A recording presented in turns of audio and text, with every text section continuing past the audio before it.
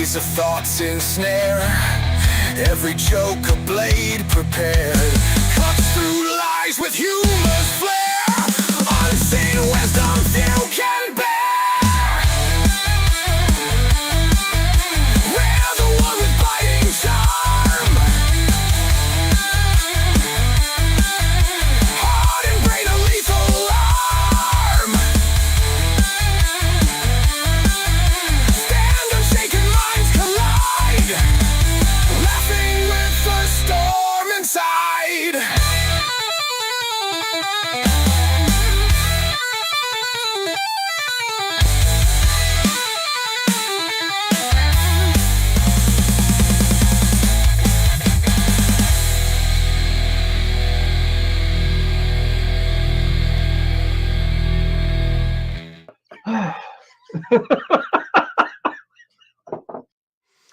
Heyo, folks!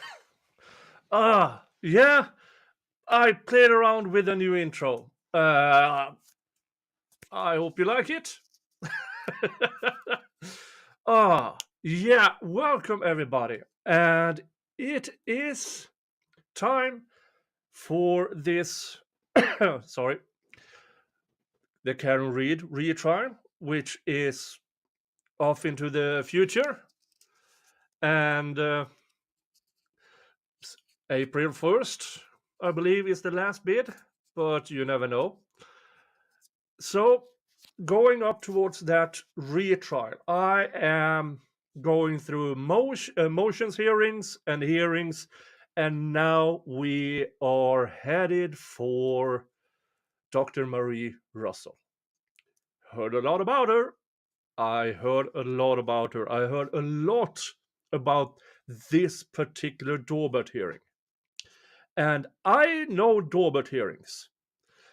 I've seen a lot of them in the YSL trial. And I've seen absolutely horrific people being granted or approved as experts in their field. And to my knowledge, this is the expert of experts. And apparently that is also why the Commonwealth of Massachusetts doesn't want her testifying for the defense. So it will be really, really interesting to see. Oh, thank you, John Commune.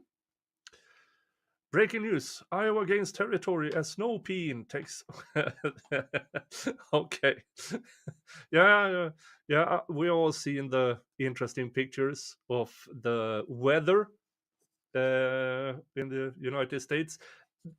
The shape of it is something teenage boys likes to draw. Yeah, so apparently in Indiana and in the surrounding areas or surrounding states, you are balls deep in snow. So,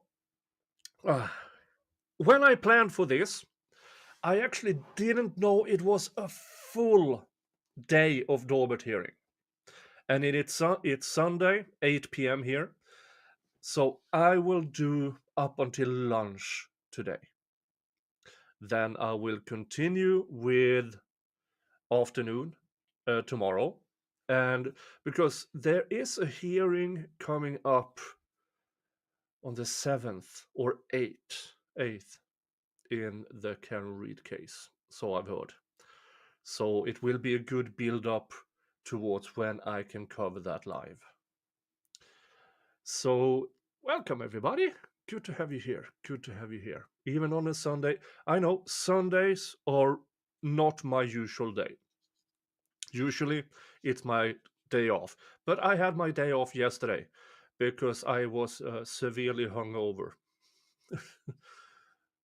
from the Jeff Memorial stream. But we hit our goal and I fell asleep. So, so yeah, let's go right into it, shall we? And see what happens here. All rise to the point, please. All persons having any business before the call will heavily filled and say discuss evening, the calls here in one, therefore the county of Norfolk. If you are native and your intent, you shall be heard. God save the Commonwealth of Massachusetts. This court is now open. You may be seated. Judge, this is 22117, the Commonwealth versus Karen Reed. Can I have counsel identify themselves for the record, starting with the Commonwealth? Thank you, Mr. Clerk. Good morning, Your Honor. Hank Brennan for the Commonwealth. Along with me is Attorney Adam Lally and Attorney Laura McLaughlin. Good morning, Mr. Brennan. Good morning, Mr. Lally. Good morning, Ms. McLaughlin. Good morning, Your Honor. Alan Jackson on behalf of Ms. Reed. Good morning, Mr. Jackson. Good morning, Your Honor. Elizabeth Little, also on behalf of Ms. Reed. Good morning, Ms. Little. Good morning, Your Honor. David Unetti for Karen Reed. Good morning, Mr. Yannetti. Good morning, Your Honor. Robert Alessi for Ms. Reed. Good morning, Mr. Alessi. Good morning, Ms. Reed. All right, so for today we have our Daubert hearing. I asked through Mr. Clerk the parties to have a proposed scheduling order for me. Were you able to do that? We've begun the discussions of it. I think we could have it shortly, Your Honor. I have some proposals by the defense. I just want a few moments to reflect on it. Okay. All right. So during a recess or something, I'd like you to at least give me something so that we can discuss it today. There are some discovery motions and then just some housekeeping matters. So I would like to get started right away. Is Dr. Russell here? Yes, she is, Your One of the things I've heard about this, she was already approved for the first trial. So apparently Judge Auntie Bev, already approved of her once. So why? I don't know. I assume it's because the prosecution wants it. But yeah, so here we are. Becky asked, duck shirt equals Karen Reed coverage. Will this be a trend? Well, it's a trend on this channel, at least. Okay. Oh, good morning, Doctor. Would you come on up to the witness stand, please?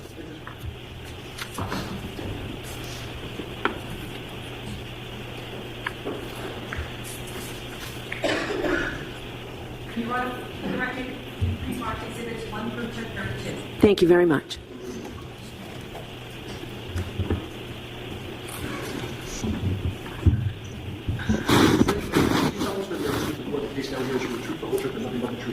I do.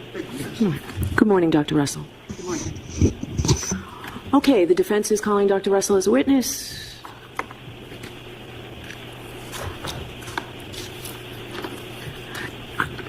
Jim, can I have the exhibits? Will counsel need the exhibits for examination of this witness, or can I have them with me and look at them? Your Honor, whatever your preference is, we will abide by that. We may want to publish some. Sure, that's no problem, but I can keep the notebook. That's not a problem. Oh, yeah, that's intended for your use, Your Honor. Okay. All right. Thank you.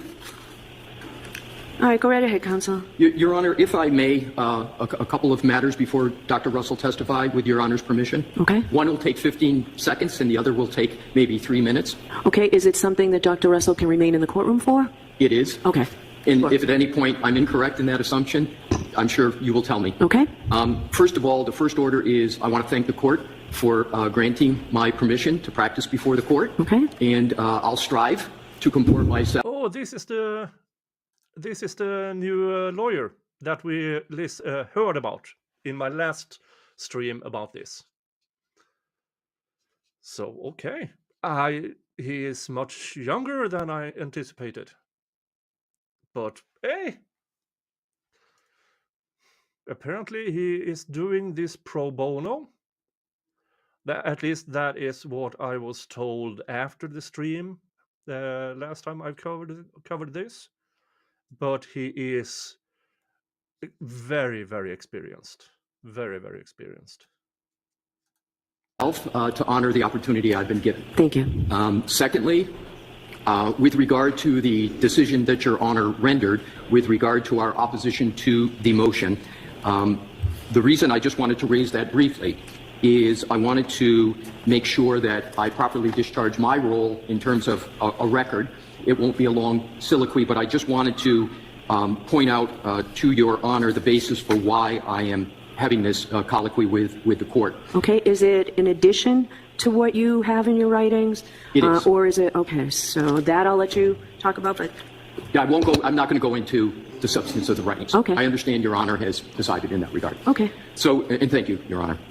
The first point is rooted in the Commonwealth versus Downs case, which is 31 Mass App Court 467, 1991. And the short of it for that case, which is toward the end of the case, which it was a matter very similar procedurally to this, where there was a request for reconsideration. The court took on that question of reconsideration, and what happened was the appellate court stated that it would be important, and I'm trying to discharge.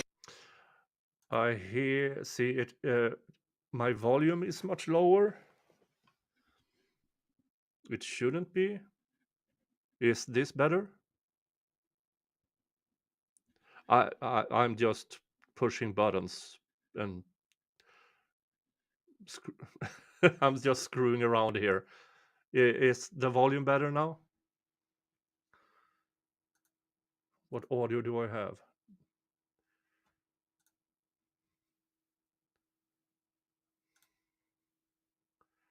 So if you wouldn't mind, M169, you sound fine to me.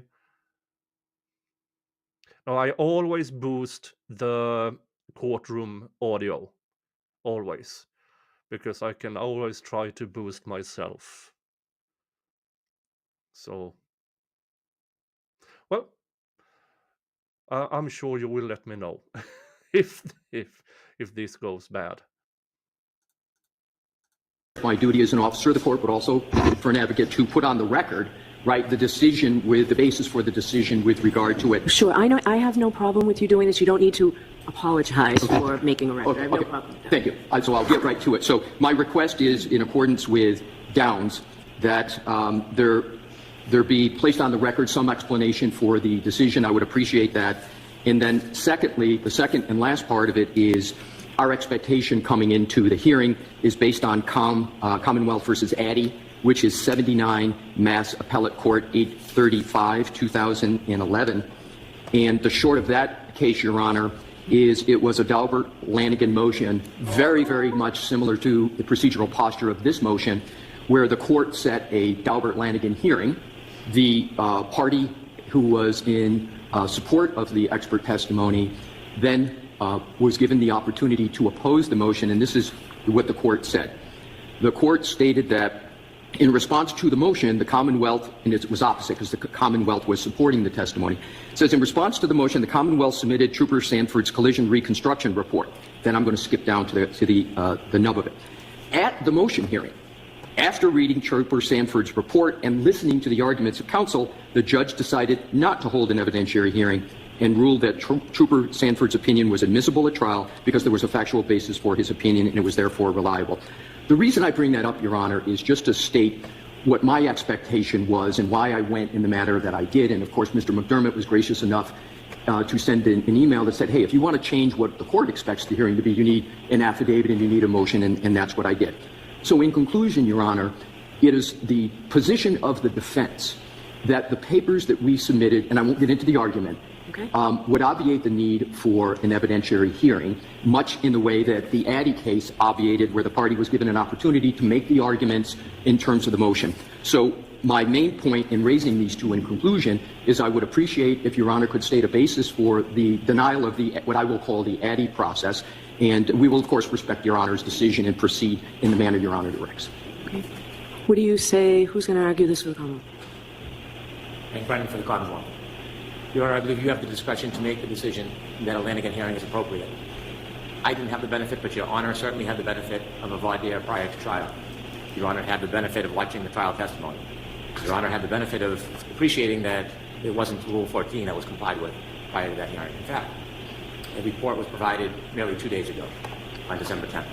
And that report, if the court has an opportunity to see it, is in conflict in many ways from the testimony at the voir dire, and it's in conflict with testimony at trial. One thing that is constant from the voir dire through the report that we received 2 days ago is that there is an absence of methodology. There is no basis in methodology to support the opinions that have been provided by this witness. that fundamentally supports the decision that the defense should meet their burden to be compelled to provide a witness so that they can see if they can satisfy the Lanigan-Daubert statement. Thank you. Okay. Your Honor, he delved into the substance. I don't plan on belaboring it, but if I could just be heard. Sure. Thank you.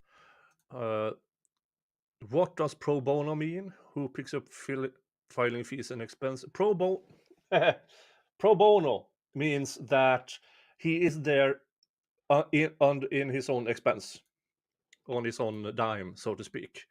But everything else is paid for by the defense. But he does not pick up the hourly rate for it.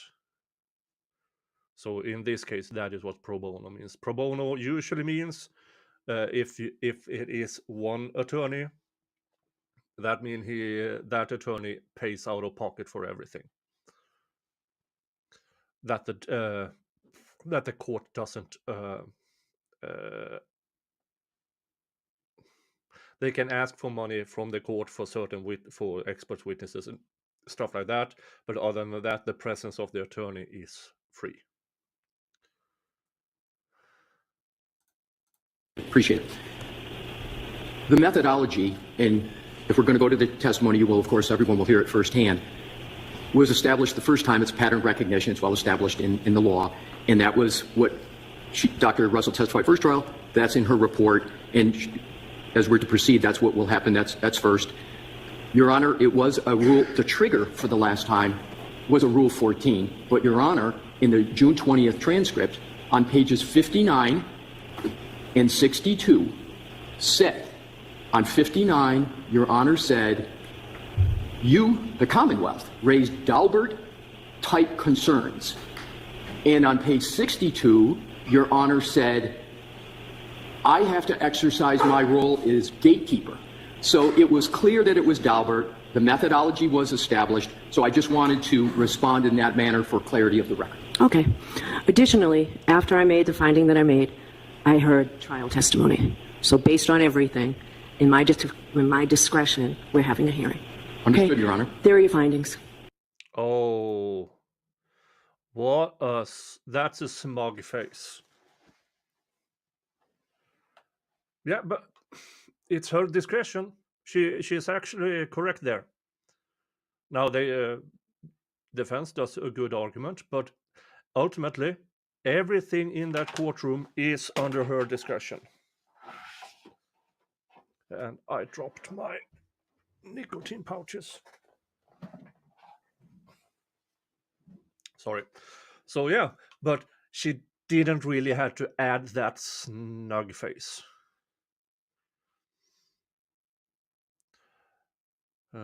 Let's see here. Denise says, hey Nick, do you know if Karen is in custody or out on bond? She is out on bond. She's been out on bond the entire time. Maybe the first couple of weeks until the bond hearing, but then she was granted bond and she paid the bond.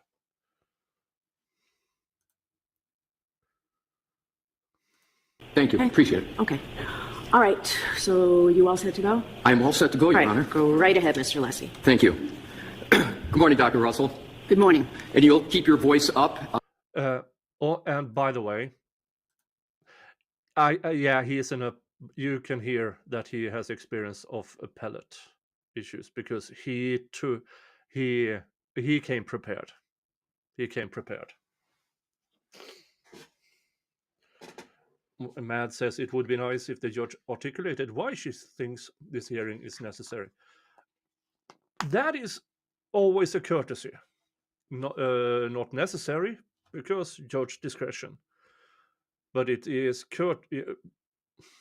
courtesy. And as it seems, Judge Bev doesn't have it. That would be helpful to all. Please state your name, your full name, and spell your last name. Yes. Marie Russell, Russell. Now, at a high level, what is your professional background? I'm an emergency physician. And do you have anything else in terms of your professional background in addition to being an emergency room physician? Yes. I'm also a trained forensic pathologist. Your Honor, may I interrupt for 1 second? I'm sorry. Sure.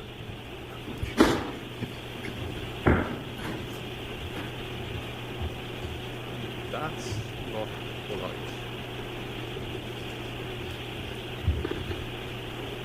Can I have a motion to the counsel? Thank you.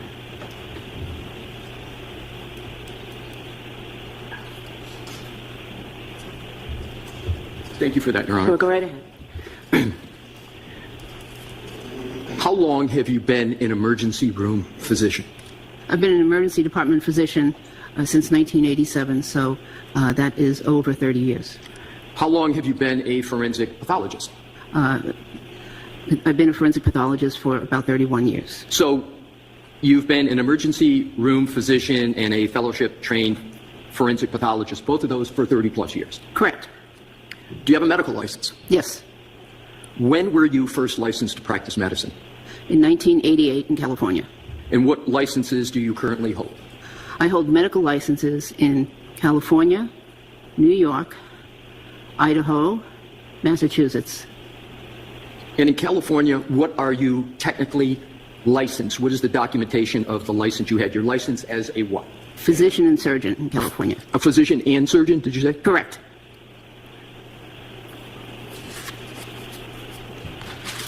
Usually, that is enough for an expert describing injuries. Your Honors, I'm sure you know, but I want to make sure I get your protocol correctly. We've pre-marked, Mr. Brennan and I have agreed to the exhibits. We've agreed to both the pre-marking and to the admissibility of each exhibit. And I can never either tell you how I understand them to go, or Your Honor can state it. So these are in evidence? Yes. So use them as if they're in evidence? Thank you. Appreciate that. May I approach the Yes. witness? Thank you. He's very polite. But again, an appellate attorney... Dr. Russell, I have handed you, which is in evidence as Exhibit 1. Do you recognize Exhibit 1? Yes, I do. How do you recognize it? Because I wrote it. And what is Exhibit 1? This is my curriculum vitae. And is that your updated curriculum vitae? Yes, it is. It's the most recent one. Yes. I now want to get into your educational background with a little bit of sprinkling of experience going into it. Where did you go to college? I went to college at MIT and Northeastern University. Oh. Approximately when Two did you colleges. attend Massachusetts Institution of Technology? From 1972 to 1974. And what did you study at MIT? I took pre-med courses. Did you obtain a degree from MIT? No, Why not? because my mother got sick. She developed cancer, and I went back to New York.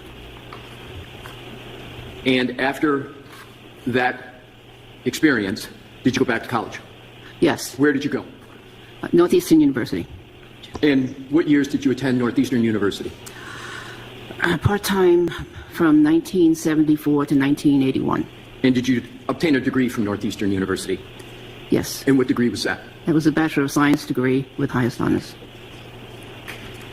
After college, did you go on to receive a Doctor of Medicine? Yes, Where? at the University of Massachusetts in Worcester, When? 1987. Now let's go into residencies, internships, and fellowships. Did you complete any residencies? Yes, What residencies did you complete? I completed a residency in emergency medicine, followed by a residency in anatomic pathology. What is anatomic pathology? Anatomic pathology is the study. It's a division of pathology. It's a subset of pathology, and it's a division that deals with diseases that can be diagnosed by looking at tissues and bodily fluids. And what is emergency medicine? Although most all of us have that experience, would you just briefly describe what emergency medicine is? Well, emergency medicine is a field of medicine that deals with acute injuries and injuries of people. In terms of the residencies, briefly describe what was involved. What did you do in those residencies? And now let's start out with emergency medicine. Emergency medicine was a very intense residency. It was a combined internship and residency that lasted for 4 years, and I was at one of the busiest trauma centers in the United States. We would routinely see patients in the emergency room, and some months we rotated outside the emergency room to various subspecialty clinics and areas like the ICU, for instance. In the emergency medicine department, we worked all different shifts. We saw numerous patients because it was a very busy facility. And we saw anything that ranged from gunshot wounds, stab wounds, beatings, down to runny noses. And where was specifically those residencies? What facility? What is the name of it? It was at the Los Angeles County USC Medical Center, which people formerly knew as the General Hospital, the 19-story General Hospital from Los Angeles. She worked there? She had a residency in that ER? Okay. And she had it in 80s and 90s. Yeah, they were busy back then. They were really, really busy. Okay. And did that have a certain level designation with regard to the type of trauma that would come to those facilities? Yes, it's a level 1 trauma center, which is the highest level that can be achieved. And in terms of the residencies, in terms of anatomic pathology, where was that residency? Which facility? That was at the same facility. And how many years was the residency of anatomic pathology? That was 2 years. And how many years for emergency medicine? Combined with the internship, it was 4 years. Did you complete any fellowships? Yes. What fellowships? I completed a fellowship in forensic pathology. What is a fellowship compared to, say, an internship and a residency? Generally, it's a higher level. A fellowship is completed or done or undertaken after someone completes a residency. What did you do in your fellowship? Oh, in forensic pathology? Yes. Oh, did autopsies. So it was a very organized training program, which included 1 to 2 autopsies a day, mostly 2, and as well as lectures, seminars, interesting case conferences, many things. During that time, I was sent to the FBI for a specific case series. So it was very intense. And in terms of the autopsies, I autopsied cases that were gunshot wounds, stab wounds, many homicides, many homicides, accident victims, car accidents, people hit by cars, people stabbed, child abuse, a wide range. And the goal was to give the fellows the widest range of experiences. And can you estimate how many autopsies you performed during your fellowship? Oh, I know for a fact that I performed over 500. And that was over a 2-year period? Correct. So you're performing then an autopsy almost every other day, is that no, correct? 1 to 2 autopsies a day. 1 to 2 a day? Yes. And what, at its core, are you doing in terms of an autopsy as a forensic pathologist? You know, the autopsy is just part of what the forensic pathologist does, which is death investigation. So a forensic pathologist looks at a person's, well, just the body is one part of it. The external exam, sometimes, some cases, not all cases, get an autopsy actually that goes to the medical examiner's office. But there's a death investigation which involves a detailed external examination plus an examination of the circumstances of how the decedent was found. Interviews with police officers and others when appropriate, interviews with their doctors, and examination of photos if available. Earlier in your testimony, you said you have over 30 years of experience as a forensic pathologist. When was the last time you engaged in the practice of medicine pertaining to forensic pathology? This year. And have you had a continuous or non-continuous practice in forensic pathology? Continuous. And we're going to get to that later on as appropriate. Not as appropriate, we're going to get to it later on. Do you have any affiliations with professional organizations? Yes. Can you name them? Yes, I am a fellow of the American Academy of Forensic Science. What do you need to do to become a fellow of the American Academy of Forensic Sciences? You have to be a member for a certain number of years, a minimum number of years, and attend a certain number of their annual meetings. And it helps if you've given presentations at the annual meetings. What other professional organizations are you a member of? I'm also a member of the National Association of Medical Examiners. Are you a member or a fellow? I'm actually a fellow. What do you need to do to be a fellow of the National Association of Medical Examiners? It's very similar. Be a member for a certain number of years, and they usually ask that you've given at least one presentation. What other professional organizations are you a member of? Yeah. Okay, so I've been a former member of the American Academy of Emergency Physicians, a former fellow, actually. I'm a member of the California Homicide Investigators Association and the California Sexual Assault Investigators Association. Now let's move to trainings. Most experts focus on one field. She what five fields. Well, if you practice for over 30 years, yeah, you can pick up a few more.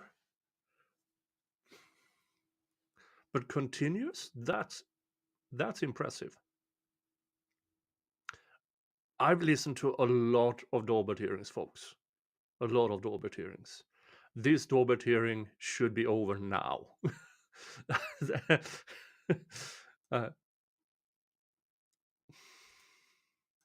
Do you have any specialized trainings? Lots of specialized training. Please name them. Okay. Well, I have specialized training in both emergency medicine-related fields and forensic pathology-related fields. Would you like me to name both? Well, maybe eventually, but I'm going to try to shorten this a little bit. Give me an example of the type of investigations, apropos to why we're here today, that you would have had specialized trainings for. Well, I attended a 2-week program in crime scene investigation. I've attended and completed programs in forensic photography, bomb investigation, hit and run accident investigation as well. Dr. Russell, if you need to access your report, do it, but I would prefer that unless you need to, we just have a question and answer. So I can't see whether Dr. Russell's reading from. I can't see. Do you have your CV in front of you? I do. All right. So what's typical, counsel, is it will remain closed. If she needs to refer to it, you just ask, and of course I'll let her refer. I understood. Yes. So is that, you have it open in front of you? It's right here. Okay. So counsel, why don't you? I will. Why don't you leave it there turned over, Dr. Russell? Oh, okay. All right. Thank you. Thank you, Your I Honor. can't see from up here whether she was reading or not. I had that sense. That's why I mentioned it. I Thank appreciate it. you. Do you have any specialized training beyond your experience as emergency room physician or forensic pathology in motor vehicle accident investigation? Yes. Describe that, please. Yes, I took a several-day course here in Massachusetts on hit and run accident investigation. And we're going to get into this a little bit more, but did you also have experience with motor vehicle accident diagnosis and treatment of humans in the emergency room? Oh, yes, yes. We'll get into more of that detail. As a forensic pathologist for 30 plus years, did you see decedents and living patients who had been the subject of motor vehicle accidents? Many. And in terms of forensic pathology, are patients always deceased, or does the field of forensic pathology also address living persons? Yes, the field of forensic pathology as a broad field, yes, can deal with living people. Some government offices will choose to restrict their involvement to deceased people only. But it's a broad field. It does involve living people, too. Now let's move to expert witness experience in courtrooms. You understand what I mean by the terminology expert witness? Yes. What jurisdictions have you testified in as an expert witness? Well, California, Florida, Illinois, Arizona, and the state of Washington. What topics in that expert testimony did you testify to? Both emergency medicine and forensic pathology. So you testified as an expert witness in those cases in both emergency medicine and forensic pathology? Correct. And you were qualified as an expert in each one of those categories, correct? Yes. Was your opinion ever excluded, your expert witness opinion ever excluded in any of those court cases? Never. Let's now move to work experience. What do you currently do for work? Well, right now, I am. This is really good. Here comes his experience as an appellate attorney in. She has been testifying as an expert in many states for many years and never had her, more or less her expertise questioned. So that in itself is, if Judge Bev decides for some odd reason to not allow her, that's an appellate issue in itself. Reviewing cases, reviewing medical legal cases. I attend conferences, and I've kept up my board certification status. It's a lot of work to keep up your board certification status. Understood. In terms of other work, do you do work for any boards in any state? Yes, the Medical Board of Massachusetts. And what type of... Excuse me, Medical Board of California. Right. And what is your title with respect to the Medical Board of California? Medical consultant. And describe specifically, you don't have to go into detail, but just describe what it is, the types of things you do for the medical board. And I assume that's in furtherance of practicing medicine. Is that consultancy the practice of medicine in California? Oh, absolutely. You can't be a medical consultant for the medical board without a medical license. It is the practice of medicine. Give us some examples of what your practice of medicine is with respect to the Medical Board of California.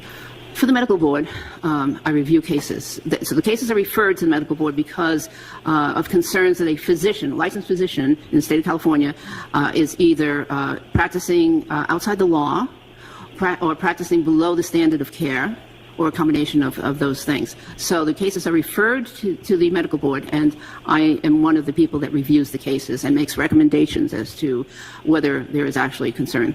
So, going back to my clinical pharmacy days, I believe I understand the standard of care parlance, but we have maybe some different parlance in the medical field. Is standard of care and whether a physician's met it also known as physician negligence? Yes, if they don't meet the standard of care, it's considered physician negligence, yes. Describe your role in cases briefly of your expert witness, the topics in forensic medical investigations. The topics actually range from homicide. I've been involved with several homicide cases. Homicide, often stab wounds, blunt force trauma, child abuse are the topics. And domestic violence is also another frequent topic. Prior to your current role that you've just described as an expert witness and a medical consultant for the Medical Board of California, I want to go back just a little bit to the expert witness. Are you able to state whether you have testified previously mostly for prosecution or defense? Do you have a sense as to where the majority of your testimony has been on whose behalf? Well, it's been mixed. There's been a lot of prosecution cases. So you've testified as an expert witness many times in support of the prosecution? Yes. And has your testimony in support of the prosecution been only as a physician, or was there times when you, before you became a physician, that you were testifying on behalf of the prosecution, say when you were a police officer? Yes. And roughly, how many cases, we're going to get more into your police officer experience, but how many roughly cases do you recall testifying on behalf of the prosecution as a police officer? 25 to 30. Now, I knew this, but I just didn't remember. Yeah, this is the gap, I believe, in her CV as pre-med, and then in the 70s, and then she finished med school in the 80s. And in between that, she was a cop. Ooh, cop in the 70s and 80s. That's not usual. That is not usual. I mean, her credibility is she's been a cop and a physician and a forensic pathologist. I mean, at this point in time, as a prosecutor, you should just give up before you make yourself look stupid. Now let's go to just prior to your immediate role. Before being a medical consultant for the Medical Board of California, where did you work? Immediately before I worked at the state of California prison system. It's called the Corrections Department in the state of California, and I was the chief medical executive for one of the major prisons. What years approximately did you serve in that role as chief medical executive of the California State Prison at Courtroom? Yes, from 2018 to 2018 to 2023. What was your role? What did you do? Well, the chief medical executive is in charge of the whole medical department, and so in that role I had a lot of duties, including supervising the medical care of all of the patients, the inmates, conducting various committees. I chaired many committees, process improvement, pharmacy therapeutics, death committee. I investigated every single death that occurred at the prison during that time period. Let's stop there, if we could, please. Yes. And talk about from 2018 to 2020 is what I heard you say was your time period. Describe what was a death review at Corcoran that you performed. Yes. A death review at Corcoran was quite extensive. And so what would happen, well, first of all, let me give you background. Background is that the patients die from a variety of causes in the prison system, including suicide, homicide, natural death, overdoses, a wide variety of reasons people die. So my job was to investigate those deaths. And the way I did that was when these inmates or patients were taken to the emergency area, when they were found unresponsive, taken to the emergency area, if I was there, in the building, that's where my office was, I would go and personally examine these patients from head to toe. In that personal examination from head to toe, did you ever experience any patients with wounds? Yes. Describe some of the wounds that you experienced that were the subject of your death review. Well, there were a variety of wounds, and some of the most common ones were stab wounds, or blunt force trauma wounds, contusions, or commonly known as bruises. But if it was, for instance, a hanging patient, I would look at the wounds around the neck to see if the ligature mark was horizontal or had a vertical component, because that could differentiate the manner of death or the mode of death. You have to ever, in this process, have to determine whether a wound well, let me back up. Are you familiar with the term defensive wound? Yes. What does that term mean in the field of medicine? Well, typically, what that means is that the victim of an assault attempted to defend themselves during the assault. And one of the common ways they do that is they bring up their arms to protect their face, neck, chest area, head area from the assault. So defensive wounds are commonly seen in the arm, the forearm, the posterior portion of the forearm, or the hands also. Did you ever have to determine whether a wound was defensive when either the patient was unresponsive or the patient was deceased? Many times. Is it many times for both, or is it many times for one of those two? Well, definitely when the patient was deceased. So let's stop there. I'm sorry to interrupt you. Let's start. So many times, do you have an approximate number of how many times just at your 5 years at Corcoran you determined whether a wound was a defensive wound on a deceased patient, approximately? Not very many. Okay. Counsel, could we get an answer as to how many death reviews total were done last year? Yes, Your Honor. I will ask that question right now. How many death reviews did you perform?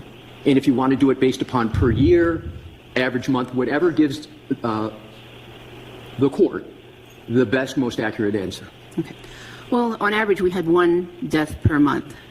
So some of those occurred at nighttime. But I reviewed all the cases, but he didn't personally examine every single case. Right. Over 35 got a very intensive exam. So if I did my math correctly, it's 60, right? It's 12 times 5. You were there 5 years? For death reviews, For death yes. reviews, and that was the court's question. Yes. Right. Was there anybody else at Corcoran doing death reviews? There was a committee that I formed to review deaths. It didn't exist when I first got there, but it did get formed later on. Were there any other physicians on the committee that... so you were the only physician on the committee in Corcoran that was performing the death reviews, or not? No, I misspoke. There was one other physician, the person who was my assistant, who also needed to be involved in those death reviews in case I wasn't around. Did you ever need to consult with any medical examiner's office in connection with your death reviews at Corcoran? I frequently consulted with the local Kings County Medical Examiner's Office. Describe examples of that consultation and interaction. Okay. So I would conduct my initial part of the review, and I would call, in some cases, not every single case, but in some cases, call the Kings County Medical Examiner's Office and speak to them to alert them to certain findings or certain things that I wanted them to specifically look for in their examination. Did that consultation include any consultation regarding wounds and the source and nature of the wounds? I don't recall. Now let's go to your emergency medicine physician experience at LAC plus USC. Do you have a shorthand that you'd like to use so I don't have to say that every time? I don't. All right. So I'll just say LAUSC. Would that be something that would work? I say LAC USC. I'll say LAC USC also. So what years were you an emergency medicine physician at LAC USC?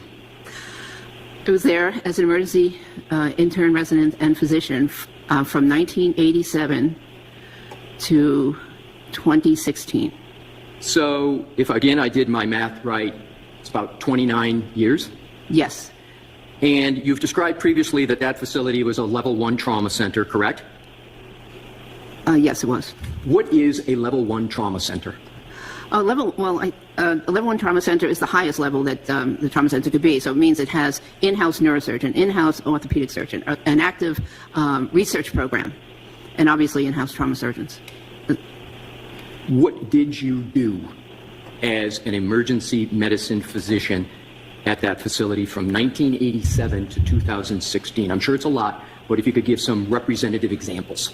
Well, we staffed both the major and minor areas of the emergency department where the patients were brought into. So any patient that was brought in with major trauma or, even non-trauma, medical condition, heart attack or stroke would be brought into the emergency department, and we would provide the initial examination, screening, resuscitation, whatever was needed.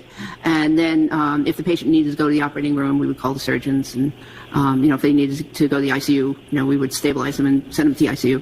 In addition to diagnosing and treating that we've all experienced with the unfortunate, with all respect, having to go to the emergency medicine department, did you engage in any surgery in the emergency medicine department? And if you could describe what you mean if the answer is yes. Yes. Describe what it is that you did that constituted surgery at the emergency medicine department from 1987 to 2016. We're going to get into more specifics apropos to the issue at case here, but just looking for what, when we say that you did surgery, want to give an idea of what that is. Okay, so we did what is considered minor surgery. We sewed up, we debrided and sewed up lacerations, repaired lacerations. We incised certain infected wounds and cut them open. So is that what you mean? Yes, thank you. So now moving, and we're going to come back to some of that, but now moving on to the next position that you had at the LAC-USC Jail Medical Services. Can you describe what the name of that position was? Yes, I was jail medical director. And approximately what time period were you jail medical director at LAC-USC? Okay, before I answer that, I'd like to say that in addition, so we generally had a clinical role and an administrative role. So there were several things going on at the same time. In terms of jail medical director, as the administrative role, I was doing that from 2003 to 2014. And can you describe the in-custody unit that was there that you provided this role that you just described? Yes, we had an unusual situation where we had, in addition to the regular major emergency department, we also had a specially dedicated combination of emergency, inpatient, and outpatient area for patients that were incarcerated. So the patients would be brought directly up to the jail emergency department for their injuries if they were hemodynamically stable. What I mean by that is if their blood pressure and pulse were stable, they'd be brought directly up to the emergency department. And what type of agencies would bring those types of patients to that department? The Los Angeles Sheriff's Department, Los Angeles Police Department, the California Highway Patrol, local area, any of the local police departments in LA County were eligible to bring their patients there. And briefly describe the volume of patients that would be brought into that department. It was very busy. Just the emergency department alone was 20 to 30 patients a day, just for the jail emergency department. And then the inpatient area depended on the year, because it was about 40 patients, inpatients, and over the years that decreased a little bit. Did you ever have a role with regard to emergency medicine quality improvement at LAC-USC? Yes, I was chairman of the committee for a period of time. And do you remember approximately when that was? I'd have to refer to the CV, sorry. Would around 2000 to 2003 be approximately an accurate time? Yes. What did you do as the director of emergency medicine quality improvement? So for that role, I was in charge of quality improvement projects and how they were progressing during the interim, as well as I investigated all the deaths in the main emergency department and the jail emergency department. Now, the title has in it quality improvement. Yes. Am I correct that in order to be a director of quality improvement, you have to understand well the underlying practice to understand what needs to be improved? Yes. And did you believe that you had that high level of understanding? Yes. And did you exercise that high level of understanding in that role? Yes. Now, before that, did you have any experience with life support training at LAC-USC? Yes, I was the director of the Life Support Training Center. And was that also around late 1990s, 2000 time period? Yes. And what was your role, what did you do as director of Center for Life Support and Training at LAC-USC? So we provided all of the life support courses that were taught at the institution, including advanced cardiac life support, advanced trauma. If the prosecution isn't careful, the judge might have to accept her as an expert in multiple areas. Multiple. This is really, really good. I mean, I wonder if the defense used this as a kind of trap. Once they realized that Mr. Brennan was questioning her credentials due to some, I don't know, I didn't watch her testimony in the first trial, but apparently what they believe are inconsistencies in her report from her testimony, because that is something they could bring up in the second trial. Look at these inconsistencies. Woogly, woogly, woogly, woogly. And now they are at risk of her testifying about a lot more. So that this might backfire severely on the prosecution. This is interesting. So instead of the attempt of throwing her out, she might be a even more central part of the defense in the second trial. Life support, which was taught to the surgeons and emergency physicians, and pediatric life support. Now we're going to switch gears a little bit. Have you ever been an adjunct professor? Yes. When and where? From, I believe the dates were 1998 to 2003 at the California State University at Los Angeles. And what did you teach at Cal State Los Angeles? I taught a graduate level course called legal medicine, which was part of their master's degree program. And that's a graduate program, correct? Yes. And what were the students in the grad? So she taught the people who usually are the experts. Shit. Program, therefore, was there a certain title that they were referred to as? Yes, it was a graduate program in criminalistics, and so many of them were crime lab employees or headed to work at a crime lab. And just briefly, can you give just... Oh. So she taught crime lab personnel on how to perform their duties. Which means that potentially she can be a counter expert against the prosecution's lab technicians as well. Oh, you stepped in it, Mr. Brenner, whatever. Examples of some of the topics you taught to those that were in this criminalistics program. Yes, so I was teaching the medical course, and so I had to teach a wide range of topics about forensic medicine to these people who would be going to crime scenes and seeing deceased bodies, etc. So my topics included things like time of death, blunt force trauma, sharp force trauma, burns, wounds. I did teach about wounds and including, so a wide variety of wounds. Let's focus in on wounds. Okay. Describe in some detail the type of wound analysis and treatment you taught as an adjunct professor at Cal State Los Angeles. Well, there was no treatment taught to those students, as opposed to the emergency students, emergency medicine doctors. But the types of wounds that I talked about in the legal medicine course included, again, sharp force, blunt force, thermal. I talked about bite wounds in terms of identifying bite wounds on a deceased body. I talked about wounds that people would see in child abuse, domestic violence, elder abuse.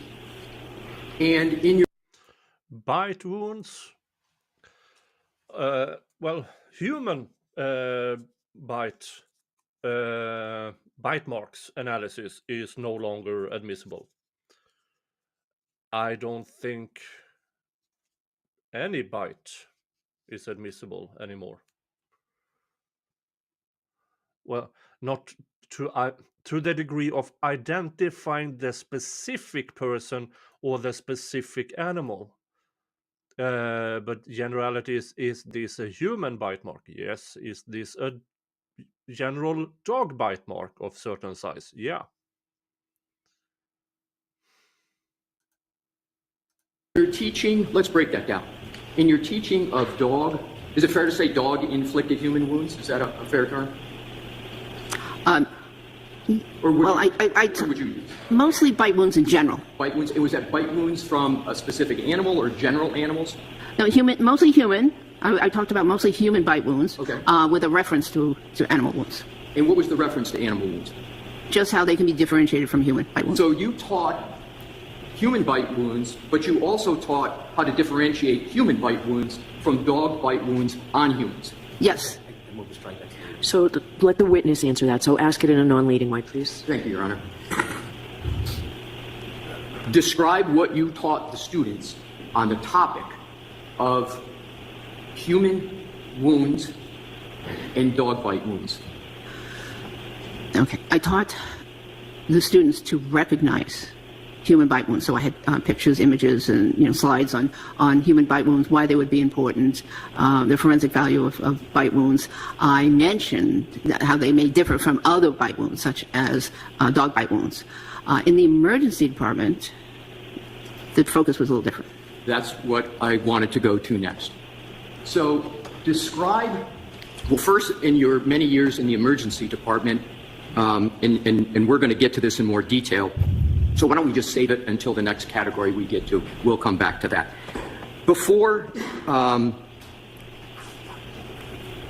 You were an adjunct professor at Cal State Los Angeles, and before you were a medical doctor, what did you do for work?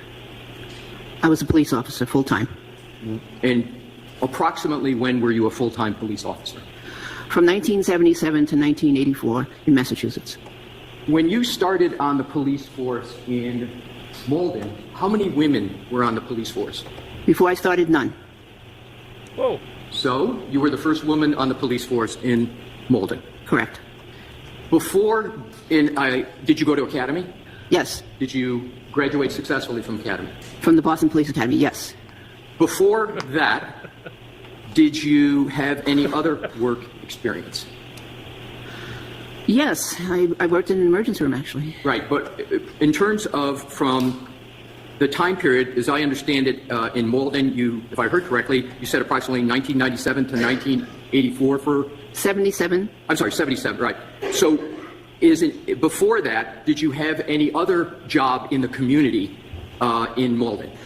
Well, in the period 1974 to 1977, during that period of time, I worked in the emergency department. I was an EMT and I was an auxiliary police officer.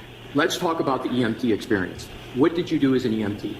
I did volunteer work in an ambulance. And just, again, most of us know what an EMT does, but just for the record, just briefly, what did you do as an EMT? Generally rendered first aid to calls for emergency service. Now let's go into the category of your medical training and experience specifically pointed at a certain topic. With regard to wounds, do you have any experience with dog-inflicted wounds on humans? Much experience. Let's start and do this chronologically. What professional experience have you had with, we'll call them dog bites, what would you like to call them, dog bites or dog bite wounds? What's your parlance? Dog bite wounds. So what's your professional experience going chronologically with dog bite wounds? Your first. Well, my first experience I recall was during that period of 1975 to 1977 when I attended a training session where I witnessed the training of guard dogs. The training was conducted by some people I know, and I was invited to this professional session. And during that session, even though the simulated criminals were wearing specially designed sleeves on their arms, one of the participants was accidentally bitten by one of the dogs. And when you say accidentally bitten, what do you mean accidentally? Did the dog have a full bite grip or less than a full bite grip? You know, I can't really say because I don't remember if I actually saw that bite, but the dogs were being taught how to aggressively bite and hold on to the simulated criminals. And apparently this one bite went out of, the range of where the sleeve ended. And this was back in the 1970s? Mid-70s, yes. Did you provide any care for the wound of the person that was subjected to that dog injury? Yes, I was an EMT, so I provided basic first aid and transported that person to local emergency room. So you provided treatment on the spot, and then you participated in the transport to the ER? Yes. And did you get an opportunity at that point to observe the wound that was caused by this dog bite? Very closely. And because you treated it, correct? Correct. Let's now move to the LACUSC Jail Emergency Department. And I recall you testified that was approximately 1987 to 1995. Do I have that right? That was that was the intense part that where we saw a lot of law enforcement dog bites. What did you see any dog bite wounds in that jail emergency department? Many. When you say many, can you give not how much you treated, but just how many of those dog-induced wounds that you observed? I would say about 60 to 70 cases that I personally observed. There could have been a lot more. Now, what type of dogs? Well, let me strike that. As part of that treatment, did you learn what type of dog inflicted the wound? Well, these were trained law enforcement dogs. So these were canine dogs, right? Yes. And is canine bites an appropriate term to describe them? Yes. And Canine or dogs. how many of these individuals at LAUSC Jail Emergency Department did you personally treat with these canine-induced dog wounds? Personally, about 40. And you're saying personally, did you have any other experience in addition to those 40 that was not personal treatment with dog wounds? Yes, so we worked. Describe what those additional roles were. We worked as a team, and so sometimes one intern or one resident would get the case, and another time the other person on the team would get the case. So, but we worked as a team. We saw all the wounds together as a team, and so that's why it's hard to give it a hard number. What was your role as a member of that team when you were not personally treating the wound? What was your role? What did you do? I would assist. I would see other patients, but we all rounded on all the cases. What do you mean by rounding? Rounding is this medical phenomenon where the team of doctors and sometimes other healthcare professionals go from bed to bed and discuss each case. Thank you. So you went, in addition to the 40, you went as a member of the team from bed to bed to bed, and in addition to those 40 of dog-inflicted wounds, you saw additional dog-inflicted wounds, correct? Yes. Describe the level of bites that you would observe both as personally treating and as a member of the team. Well, these bites were unlike anything I'd seen before. They were very extensive dog bites with a lot of tissue damage. And there were areas on the patients where the dog would attempt more than one bite.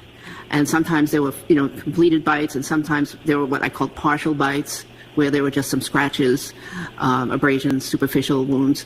But so it was quite a different thing than I had read about in textbooks. What do you mean by partial bites? Well, a partial bite would be where the dog did not get a full grip on the victim, and therefore did not penetrate the skin. The teeth actually slide around along the surface of the skin in the attempt to get a grip. Could you make that determination, that partial grip, as you've described it, from looking at the wound? Yes. And how, in this specific experience at the USC jail, did you determine, generally, that the dog had made a partial grip on whatever was the potty part that was the subject of the wound? Well, oftentimes because they were accompanied by completed dog bites that had full penetration, puncture wounds, and tearing. Right, and so did you make the observation of the wound? In other words, you saw it and then reached a medical conclusion about whether it was partial or complete? Yes. And approximately how many times did you look at the wound and make a medical determination with regard to whether it was a partial or a complete grip by the dog? I don't really know, because we focused in on the most dangerous of the wounds, the ones that had the large gaping lacerations and that needed the medical attention. So the predominance was the typical canine bite, but then there were also a less number with the incomplete bite, correct? Yes. Does an incomplete bite have what you observed, have any relationship to a civilian dog bite? I'm not sure I understand the question. It wasn't a great question. So let's go to, does a canine bite ever present as a regular community dog bite in terms of the wound? Ever? Yes. A trained canine bite? Yes. I haven't seen it. Right. So an incomplete canine bite, correct, is more tethered to a canine. I'll rephrase. Describe how you would compare an incomplete canine dog bite to a civilian dog bite. Well, that's difficult. And again, I'm not sure I understand the question. Okay, well, let's just conclude this way. So the predominance at the LAUSC Jail Emergency Department was canine dog bites. Let me rephrase it. We'll in terms of LAUSC Jail Emergency Department, what was the predominant type of dog-inflicted wound that you observed and treated? The regular emergency department? Yes. Not jail. The predominant was civilian dog bites. Now let's move to the emergency department at LAUSC, and specifically your role as an emergency department physician. And as I understand it, you've testified that was between 1987 and about 2016 as an intern resident and physician. Is that your testimony? And yes. Now, did you treat and assess dog bites or dog wounds in that capacity in the emergency department of LACUSC? In the main emergency department, yes. In the main emergency department. That's an interesting question in the chat. What is he going for? Why compare civilian to K9? Well, to my understanding, Chloe, the dog in the house, failed cop dog training. So was somewhere in between. Had training but failed training. So I believe they are after is there an overlap with a trained police dog and a non-trained police dog? And I think that is where they're going with this partial bite mark, so to speak. And did you also treat, beyond dog-induced wounds, general animal-induced wounds that were not from a dog? Yes. Describe some of the animal wounds, non-dog animal wounds that you would observe and treat in the regular emergency department. Well, the most common one was the cat. But beyond that, we would see wounds from skunks, rats, raccoons. I recall seeing an opossum wound one time. It was, snake bites and, various other animals. Approximately how many dog bite wounds did you observe and treat in the emergency department at LACUSC? So the main emergency department? Yes. Well, over the course of all those years, at least 500. How did you come up with the number 500? Well, it was an estimate based on based on the number of years I worked, plus the number of weeks in a year, plus the number of dog bites that I saw per week. And that's how I came up with that number. And I underestimated. Describe what you did, just briefly, with regard to the wounds. What type of practice of medicine, what did you do specifically with the wounds? So when a patient came in with a wound... And I'm talking dog bite wounds. Okay, well, first I had to figure out if it was a dog bite. Because some patients couldn't tell us what kind of animal bit them. Most of the time they could, but some couldn't. Some were young, some, there were various reasons. There was sometimes language barriers. So I had to figure out what a type of animal inflicted the wound. And there was a very important clinical reason for that. We're going to get to that. Okay. So I think you testified earlier about specifically what you did with the wound. What did you do specifically with the dog, these 500, approximately more than 500 dog-inflicted wounds? What did you do specifically, so to speak, with your hands? Okay. Well, I was clearly interested in wounds, and particularly bite wounds. I was very interested in this, so it got my attention all the time. And so what I first do, I had to do a differential diagnosis, but physically, if I determined it was a dog bite wound, then I'd render the appropriate treatment. Sometimes there was perforation of the skin and lacerations, and those lacerations sometimes needed debridement, which is cutting away from the edges and the dead tissue, any devitalized tissue, and some were large enough that they actually needed suturing. Many of them needed antibiotics prescribed. In terms of the facility, I think you've testified that it was a level 1 trauma center? Yes. Did the fact that it was a level 1 trauma center have any effect on the number of dog bite wounds you would see? I don't know the exact effect, but we did get referrals in. And does the fact that it was a level Trauma 1 center mean your estimate was conservative or liberal? Oh, my estimate was conservative. Meaning conservative, you say 500, but describe what you mean by conservative. Conservative Up or means... does it go down? Oh, I probably saw a lot more than 500. Does that estimate include the number of dog-inflicted wounds that you supervised? No. So in addition to the 500 plus, you also supervised. Describe what the nature of the supervision was with respect to dog-inflicted wounds. Well, as an attending physician at a university medical center, of course, I supervised interns, other residents, medical students, PAs, and nurse practitioners.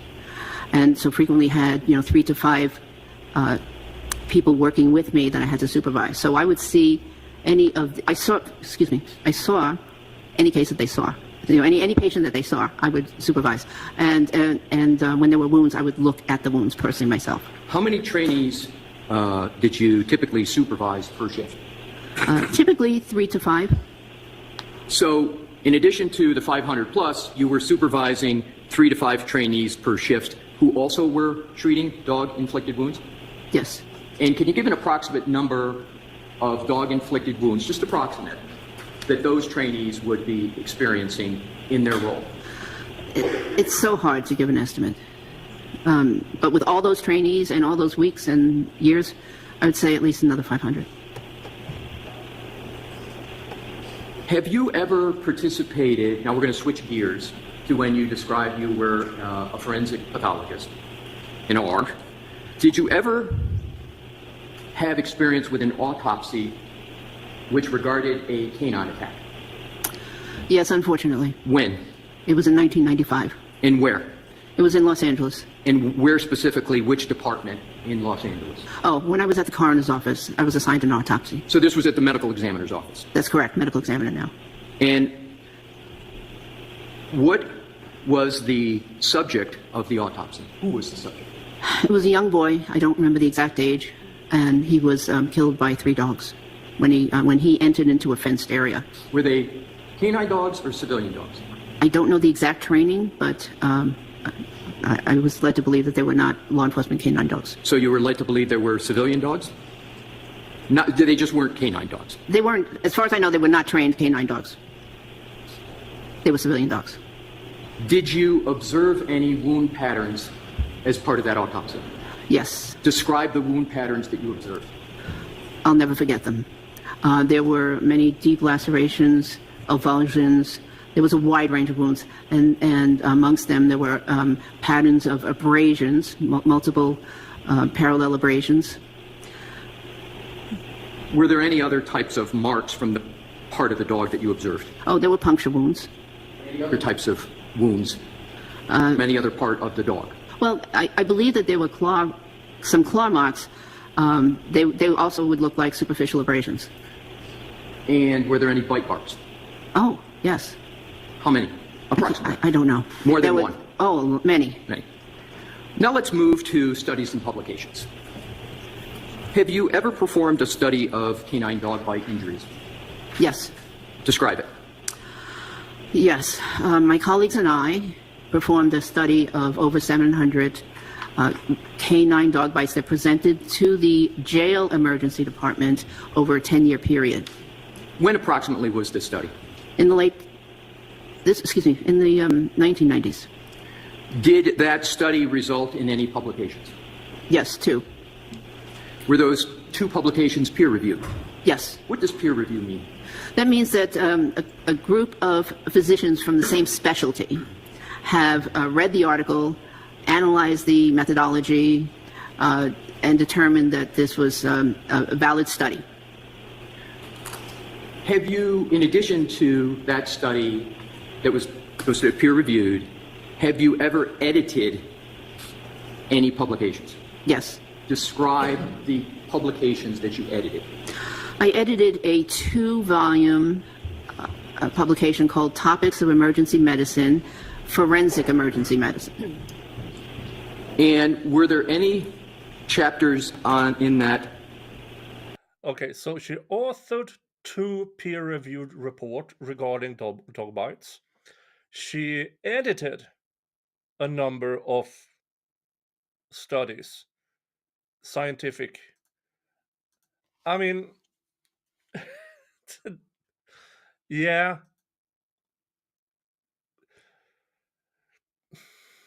She's very qualified. Regarding human bite wounds. Yes. Describe briefly what the chapter was about. Yes, the chapter was written by Dr. Gerald Vale, who was a pioneer, and one of his colleagues, Dr. Anselmo, who were pioneers in the field of forensic odontology, bite wound analysis. Now, you mentioned Dr. Gerald Vale.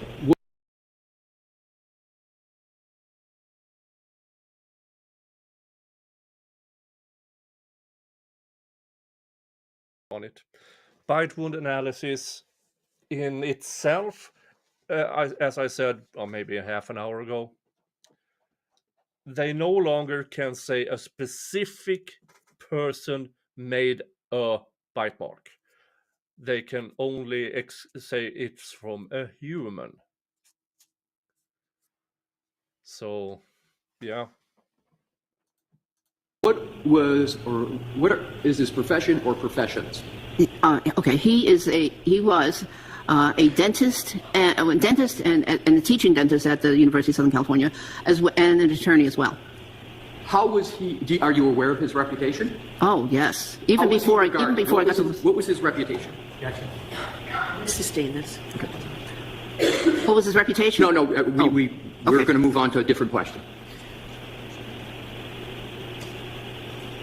What do you remember the title of the publication? Excuse me. The title of the publication again? Yes. It was called Topics of Emergency Medicine, Forensic Emergency Medicine. Okay. What part of that publication did you edit specifically? Myself and my co-editor edited the entire publication, every chapter in the publication. Did that publication discuss human dentition? Yes, the chapter written by Dr. Vale and colleague did. Did that publication discuss dog dentition? Yes. And you, of course, since you edited the whole publication, you were editing, well, let me ask this. Did you edit parts of the publication on human and dog dentition? Yes. What did you do as an editor of those chapters? Well, I read the chapters thoroughly and looked looked for any inconsistencies or any problems with the topics, and then if and made some small recommendations, and then it went on to publication. Do you know why you were asked to edit that publication? Yeah, that's sustained. In terms of the publication after editing, was the publication peer reviewed? Yes. And were you part of that peer review process?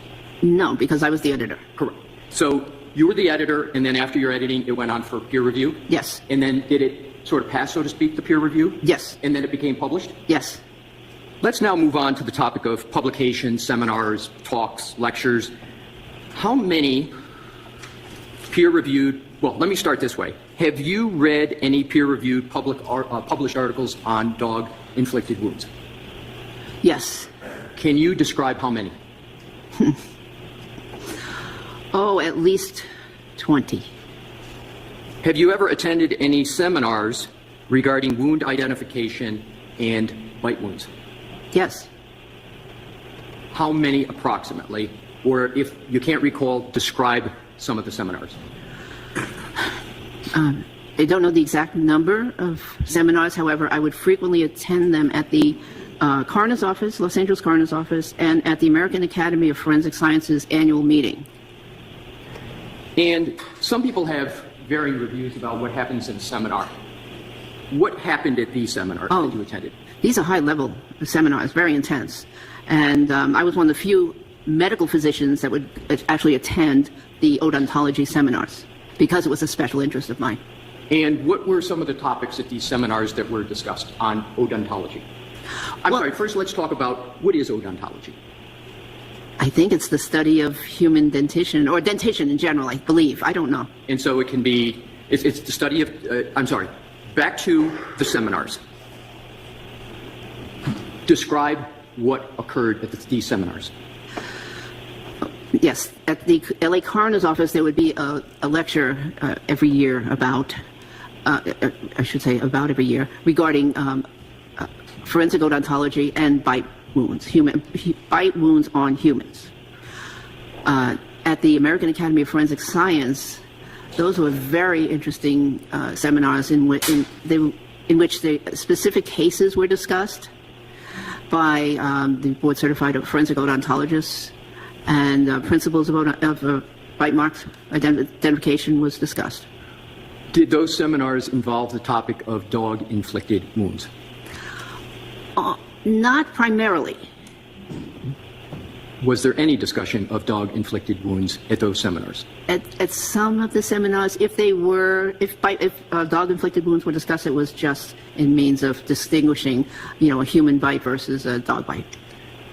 You've mentioned Dr. Vale's name a couple of times. Did you ever work in any capacity with Dr. Vale? Yes, he was the forensic odontologist for the Los Angeles County Coroner's Medical Examiner's Office. Did you ever consult with or for him? Yes. Describe that. Well, he had a case where there was it was a dog bite case, and I don't know a lot of the details, but he called me up and wanted to discuss the case and specifically some features of dog bites and treatment. And was he looking for information from you, or was he just reporting to you his views? No, he was looking for information. And what type of information did you provide generally? I can't really say. But it was the topic. Again, the topic was dog bites. Yep. Let's now move on to a different topic.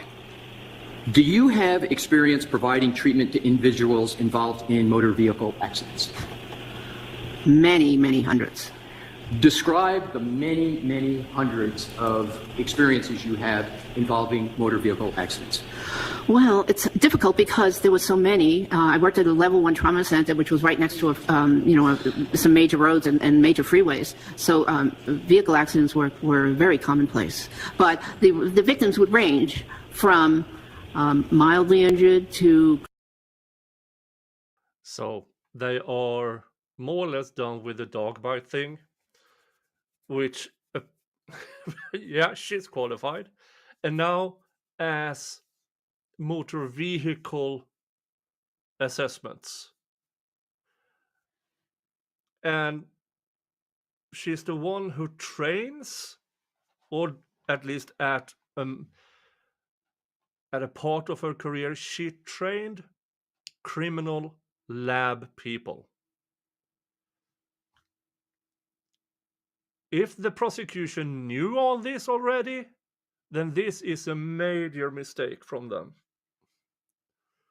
But it all comes down to the judge. It all comes down to the judge. Comatose and dead. A wide range, a lot of injuries, bodily injuries, head injuries, wide range of injuries, and that's pretty much it. And I know what I was going to say. Some of those victims were actually hit by a car. They weren't just motor vehicle collisions. They were actually struck by a car. That's what I wanted to get to. So before we get to the specific of which you just mentioned, struck by a car, you've described today a variety of your roles from an EMT, police officer, etc. For each one, could you just tell whether or not getting into details, whether or not you observed and treated a human involved in a motor vehicle accident? As an EMT, yes, I did. As an emergency physician, yes, I did. As a forensic pathologist, no, I didn't treat anybody, but I certainly examined them and took very detailed notes and made some assessments. So as a forensic pathologist, because I'm assuming, as a forensic pathologist, describe a little bit more about what you mean. Well, as a forensic, I should have clarified a little bit better. As a forensic pathologist in the coroner's office, all of those victims were deceased. However, in my role as a consultant forensic pathologist, I would consult on cases for the courts, for various parties in the courts, on motor vehicle injured patients. Now let's go to the emergency room. Can you approximate how many patients involved in a motor vehicle accident that you treated? I can't. There were so many. Is it in the Hundreds tens? or thousands. I'm sorry, repeat that, please. I'm sorry, hundreds or to thousands. And how do you come to that estimate? I just again, if on a very conservative way, if I just very conservatively said I worked 1,000 weeks during my career, even if I saw one motor vehicle accident patients per week, I'm at 1,000. But certainly I saw a lot more than that.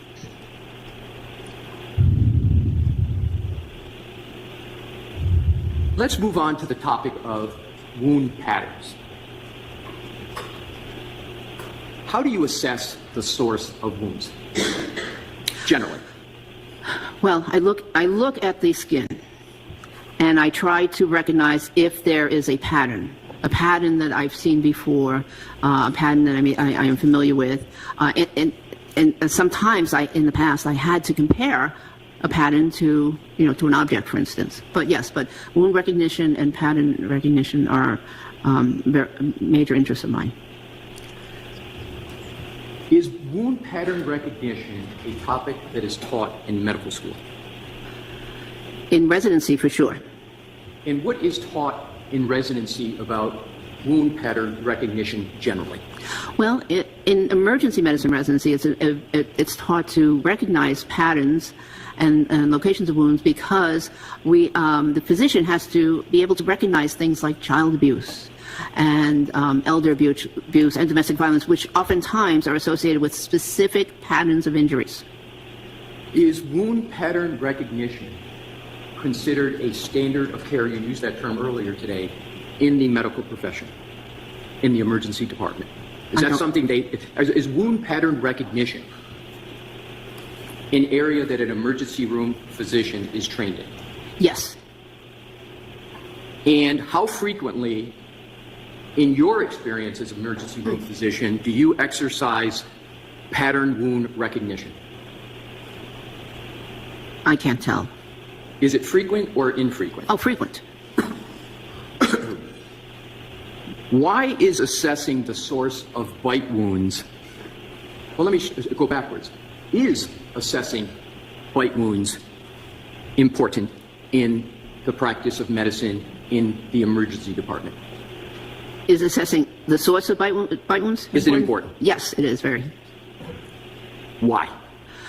Well, because different types of bite wounds are treated differently. Does the assessment affect the care and treatment that the patient is going to receive? Yes. How? Okay. Well, certain bite wounds are prone to certain infections. So dog wounds are prone to certain infections, cat wounds, various other animals that inflict wounds cause infections. And the infections can differ from the inflicting animal. Additionally, so there are bacterial infections. There are also viral infections, such as rabies. So, for instance, some types of wounds, wounds from some type of animals will require a series of rabies shots because those animals are known to harbor rabies. So it's very important to try to figure out what the source of the wound is so you can determine, does a person just need some antibiotics and a tetanus shot, or do they need a series of rabies shots? Are there circumstances in which you've had to identify the source of wounds without input from the patient? Yes. Describe those. Well, there may be a language barrier, or sometimes with a child will have a bite, but we don't know what bit the child. So yes. Are there any other circumstances, any other categories that you have to determine the source of the wound, say where you might have a legal responsibility to make a judgment on the source of the wound? I'm not sure I understand the question. In terms of circumstances where you have to determine the source of the wound, are there any other examples where you've determined the source of the wound, sort of categories of people, certain types of victims that you've seen and had to make an assessment? Are you talking about bite wounds? No, just a wound in general. Well, yeah, so Wound pattern is the topic, so Yes. with regard to wound patterns. Okay. Well, yes. So it's important for an emergency physician, for instance, to recognize patterns because sometimes the victims themselves will attempt to mislead the doctor. For instance, it's not uncommon for parents, or I should say caretakers, or domestic violence victims to give a different story in the emergency department than the true story of how an injury was sustained. And I'm a mandated reporter. Emergency physicians are mandated reporters, so we have to be on the lookout for certain injury patterns. Are you familiar with the term posterior surface? Yes. And specifically with regard to a limb, upper body limb and arm, what is the posterior surface? So the posterior surface is the back of the individual. And hold up your arm and demonstrate what you mean when you say posterior. But first, let me just explain that the anatomic labels are given to the human body, or have been given in the past to the human body, in reference to what they call the standard anatomical position, which is with a person standing upright and their arms down at their side. So anything in the front is called anterior, anything in the back is called posterior, which means that the posterior of the arm is actually here. Because even though it doesn't look like it might be the posterior to somebody, it's actually anatomically the posterior of the arm. So it's this surface right here. And so that's what is meant by the posterior of the arm. And have you observed wounds on the posterior surface of an arm in your career? Oh, that's highly indicative of defense wounds. What do you mean it's highly indicative of defense wounds? Well, we're taught in both emergency medicine and forensic pathology that if there are wounds to that area of the arm, it may be because the person or victim sustaining the injuries was trying to protect themselves, and so they brought the arm up to protect their face, their head, their neck, chest area, and so the wounds to this area, the posterior of the arm, are often defensive wounds. What is your experience with defensive wounds to the posterior location of the arm? I have a lot of experience with it. Describe that.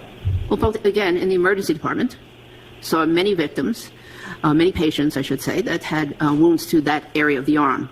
And, of course, in the medical examiner's office, again, so many victims that had wounds to that posterior surface of the arm. Did you, as part of that examination for the posterior surface of the arm, ever determine the wound was from a stab wound? Yes. How many times, roughly? 10, roughly. Did you ever, in your career, determine that a posterior wound was sourced by a dog bite or dog claw wound? Not that I labeled in the medical chart as such. In your analysis, in your experience in the emergency room and in the jail with canine wounds, did you reach a conclusion with regard to whether a wound on the posterior surface of an arm was a defensive wound as you have defined it today? In the emergency department, it didn't really matter if an animal bite was on the posterior surface of the arm. Because in the emergency department, we focused in on treatment. It did matter in cases of, like I said, domestic violence or child abuse, because those were assaults. But other than that, the wounds were treated as if they were on the front of the arm. No difference. How about in the canine dog bite wound experience? Did you ever conclude that a wound from a canine bite or any kind of dog bite was a defensive wound? Yes, some of them were. But again, it didn't matter in terms of the treatment, so so that determination wasn't really important. So you made a determination that they were, well, put it this way, did you make any kind of an assessment, whether it affected treatment or not, that the wound was a defensive wound with regard to a dog bite? Yes. Now let's go on to characteristics of dog bites and scratch wounds. Do you know approximately how many dog bite wounds present to the emergency room in the United States on an annual basis? Yes, it's over 300,000 estimated. And how do you know that estimate? From the medical literature. And is that medical literature you have read and are aware of? Yes. Which medical specialty, do you know what I mean by medical specialty? Yes. Which medical specialty sees the most dog bite inflicted wounds? Well, I believe it's the emergency physician because we're the gatekeepers, so to speak. Do you have a conclusion whether emergency room physicians have more exposure to and familiarity with dog bites than other specialists? Okay. Ask it differently. Thank you. Do ER physicians have more exposure to and familiarity with dog bites than others? Yeah, sustain for the same reason, but I'll give you a minute to think about how to ask it. Thank you. Which medical specialty has the most exposure? Well, let me conclude it this way. In terms of the presentation of dog bite wounds in the emergency room, are emergency room physicians trained to recognize and treat dog-inflicted wounds on humans? Yes, it's a common presentation in the emergency department. Describe the difference between, well, do you know the difference between a civilian dog bite and a canine dog bite? I believe I do. Describe it.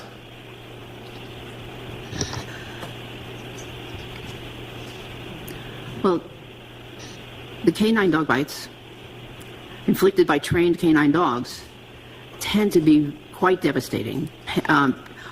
Puncture wounds with tearing lacerations, very big wounds causing injury to muscle, connective tissue underneath, even blood vessels at times.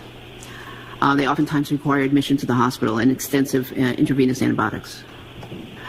As opposed to the canine, the civilian, what I call the civilian dog bites, which typically are just scratches or, I shouldn't say scratches, abrasions or small puncture wounds, and require maybe a little bit of irrigation and a tetanus shot and outpatient treatment.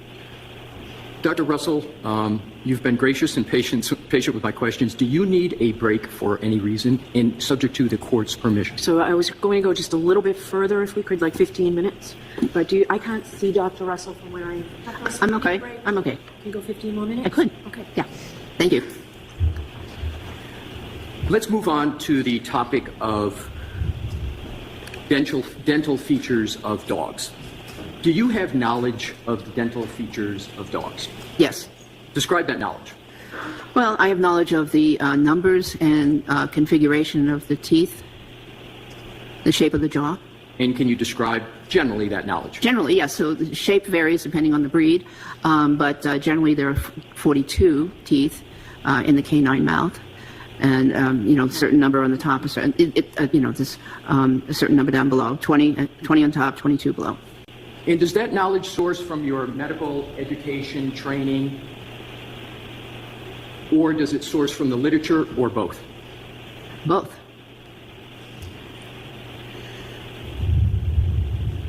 Now let's go to an overview of dog-inflicted injuries. Specifically, can you give an overview of the specific type of dog-inflicted injuries on humans? Yes, they can range from the very minor, which are abrasions and contusions or bruises, to very large gaping lacerations and amputations and avulsions and just about everything in between. What do you mean by an avulsion? An avulsion is where a piece of tissue is actually torn away. By tissue, generally I mean the skin, and it's torn away from where it's supposed to be. But yet, a little part of it may still be intact. So it's not completely amputated, it's just a portion of it is torn away. Are there ever teeth from a dog that are the cause of those types of injuries you just described? Yes. Are the nails of a dog ever the source of the type of injuries you just described? The nails are sources of abrasions. Are the claw marks the source of any type of injury from a dog? Are the claw marks of a dog the source of any type of the injuries you just described? Yes, abrasions. Let's go to the types of dog bite injuries. Describe the types of dog bite injuries with which you have professional experience. Well, I have experience with that whole range of injuries and the unfortunate situation of death, too. So let's discuss the components of that range you just talked about. What types of injuries specifically from a dog do you have experience with regard to the type of dog injury from the dogs and the dog dentition? I don't understand. I'm sorry, my question is not clear enough for you. Are there words or names that are associated with the type of injury from a dog?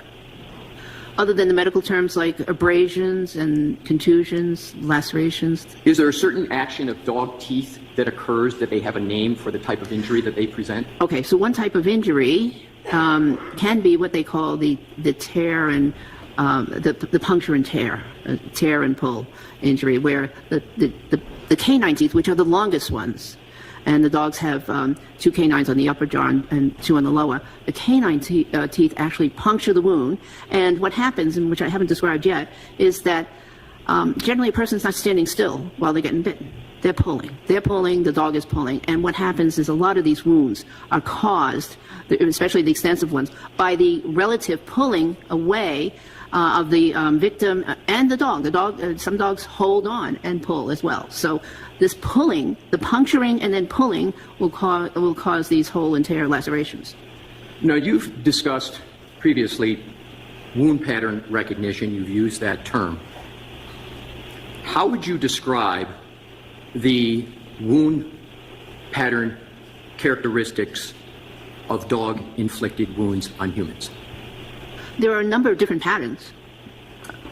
In a spectrum of characteristic, from small to medium to high, what one of those 3 categories would you describe is appropriate for the characteristicness of recognizing a pattern from a dog? Well, if there is a certain combination of wounds, a certain pattern of wounds, being parallel lines and puncture wounds, etc., if that is present, that combination, that is highly characteristic of a dog-inflicted injury. So I just want to make sure we understand the type of dog-inflicted wounds that are, as you just called it, highly characteristic of a dog wound. What is the observation that leads you to conclude in certain instances that a wound is highly characteristic of a dog-induced wound? Well, if I see a combination of punctures or incomplete punctures, as well as parallel abrasions, striations, scratches would be the civilian word for that, that combination is highly characteristic. Are you familiar with the term, with regard to dog bites and dog wounds, an incomplete dental impression? Yes. What does that term mean? Well, dogs don't generally bite with their entire mouth when they are biting a human. They bite with the front of their mouth. So you get a partial dental imprint.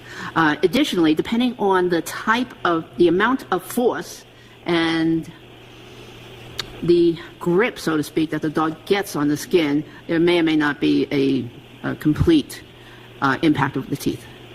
So when it's not a complete impact of the teeth, have you observed that incomplete impact of the teeth in wounds to humans from dogs? Yes. Describe those observations, including how frequently you've made those observations.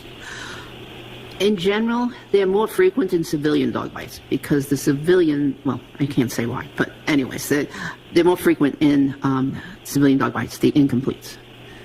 And the pattern is as I just described. Is your experience greater from your entire career with dog-inflicted wounds from canine bites or from civilian dogs, as you've used that term? In terms of overall numbers, civilians. Your Honor, I would be going on to my next topic, and if you would like me to continue, I can, or if Your Honor prefers a break, I can do that as well. Oh, I don't need a break, but I understand if people want a break. But what I want to know is how long, I'm not rushing you, but just to figure out how long we're going on the direct. My best estimate, Your Honor, is 40 to 45 minutes. Okay, so you say this is a good place to stop? I do, Your Honor. Okay, then we'll stop. So Thank you. we'll take a 20-minute break. We'll be back out here at 11:30. All rise for the photo, please.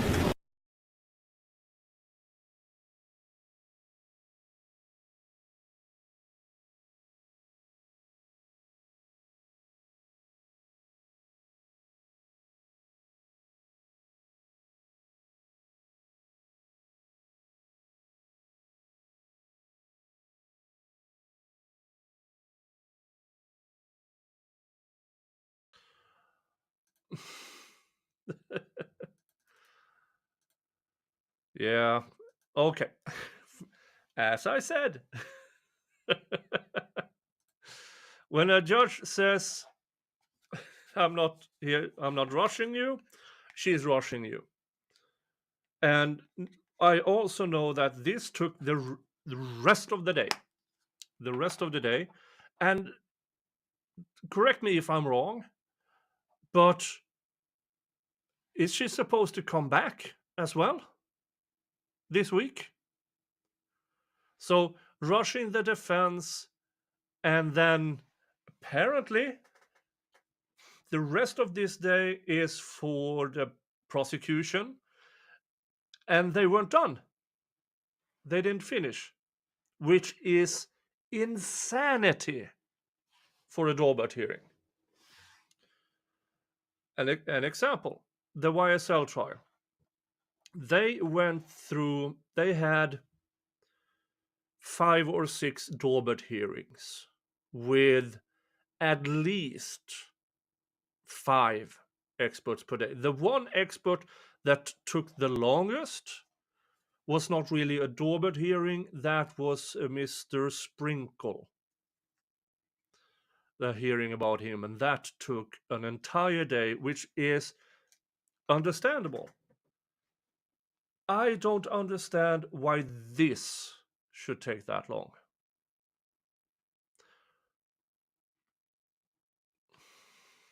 So let's skip to when they come back.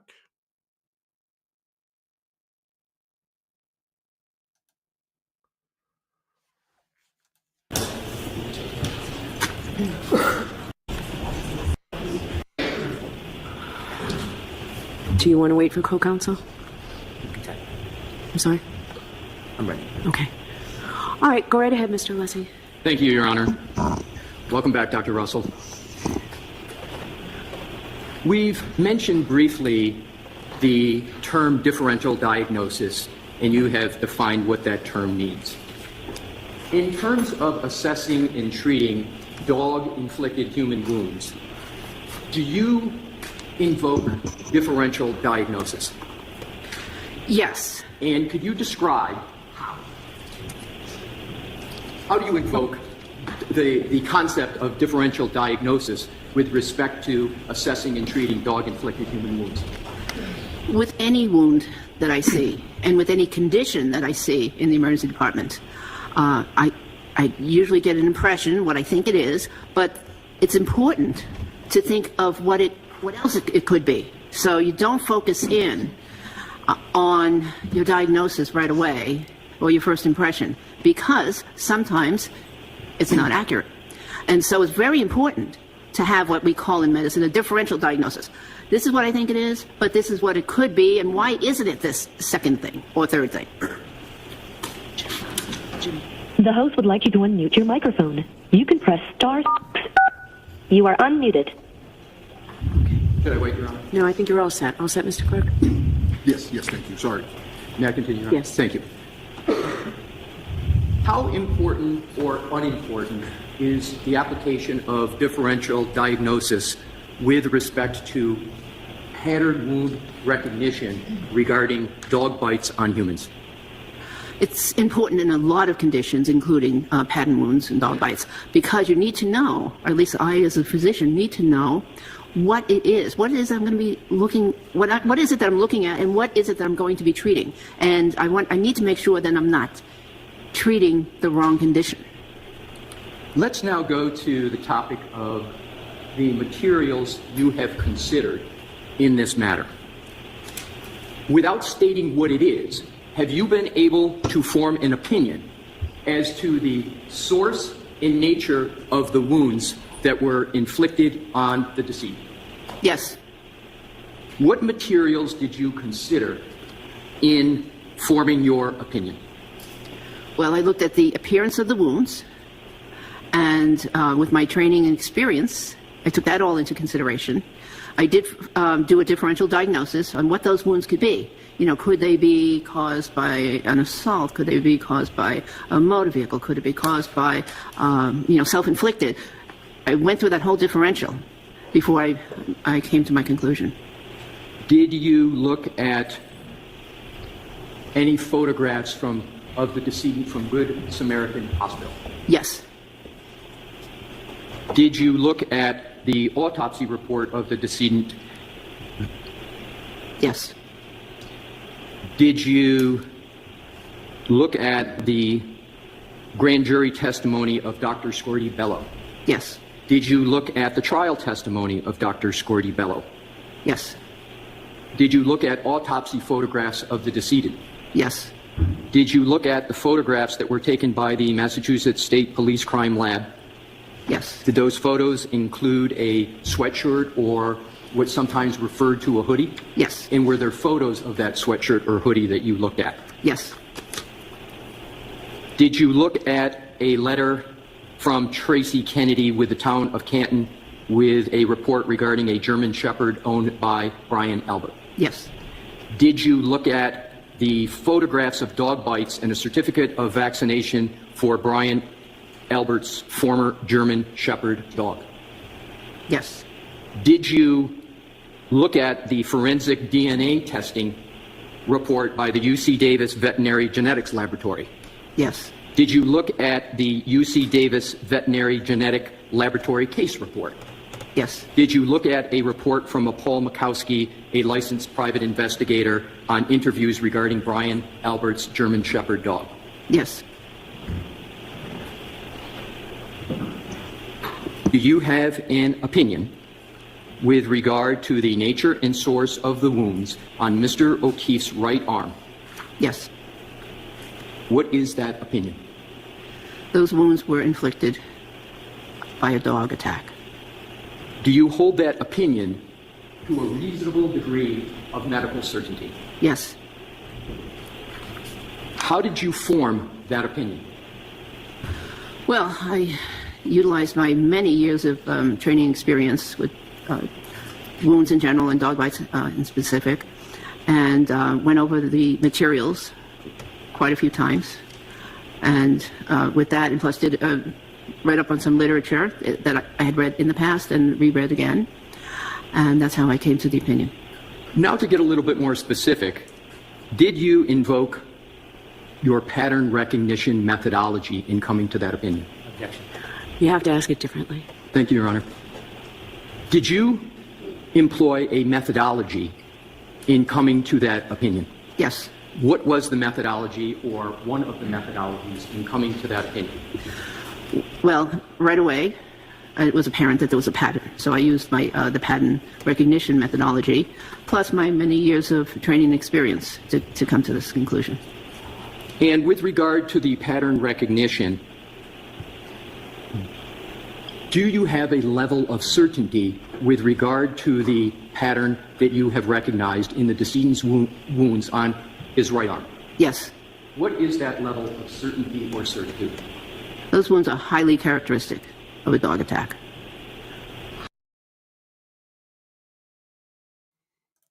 That is more. You might have heard in different trials about a certain degree of medical certainty or scientific certainty. Usually, that is where either the defense or the prosecution are satisfied. Here, the defense goes one step further in asking her what degree. That is unusual. That rarely happens, and they only ask that when they know the answer. And here it is. Those wounds are highly characteristic of a dog. Highly characteristic of a dog. of a dog bite.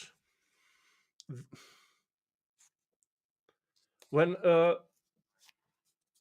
person of this expertise, who more or less wrote the book on dog bites, says she's certain at that level, that is equivalent to maybe not beyond reasonable doubt, but very, very close. Very, very close. I don't remember her testifying, because I heard highlights of it. But you in the chat, please enlighten me. Was that question asked in the first trial? Because if it isn't, that's a change in testimony, which the prosecution can attack. Then she has to testify to why did she come to this higher level of conclusion. But this is, Richard Martin says, no, it was not. Okay. So it's a difference, but just because they didn't ask it, it doesn't mean she didn't have that opinion already. Becky R says her testimony wasn't as strong of an opinion. Okay. So there might be a clear difference between the testimony in the first trial and the second trial, and first trial and this, which could be a problem. We never know how a jury reacts to why did you testify different.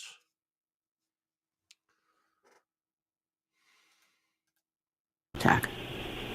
How frequent in your experience do you find in wound care that a wound pattern is highly characteristic of a certain source? I object to a percentage type question. Can you answer that question, Doctor? I'm not sure I even understand it, so ask it differently. Thank you.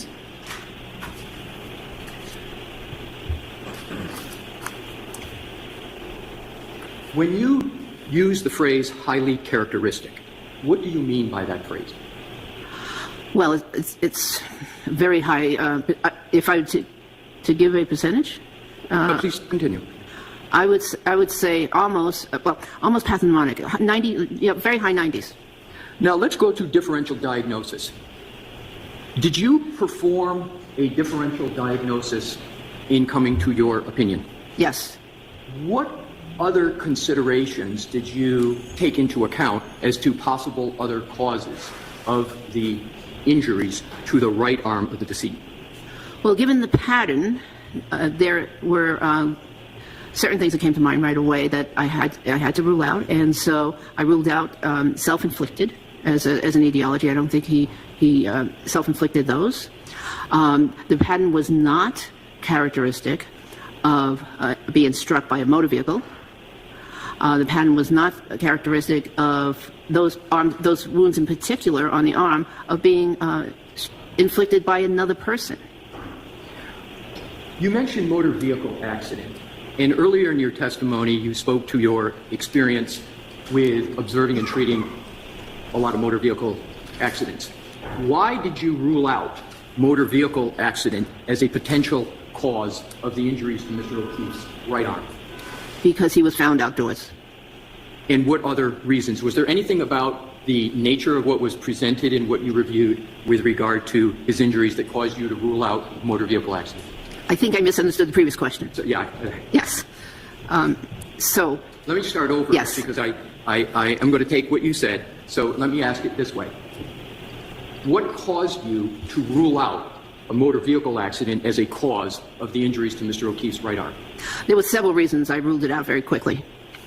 One is that the wounds were not characteristic of anything that I could attribute to a motor vehicle, a certain part of the motor vehicle, the underneath part of the motor vehicle. They were just not characteristic of any particular part of the motor vehicle. Secondly, there were no bruises from the neck down on his body. There was a mark on the hand, which I think I have an explanation for that. Please. Which was not a motor vehicle, but I didn't see any bruises or fractures or other blunt injuries that were characteristic of a person being struck by a motor vehicle.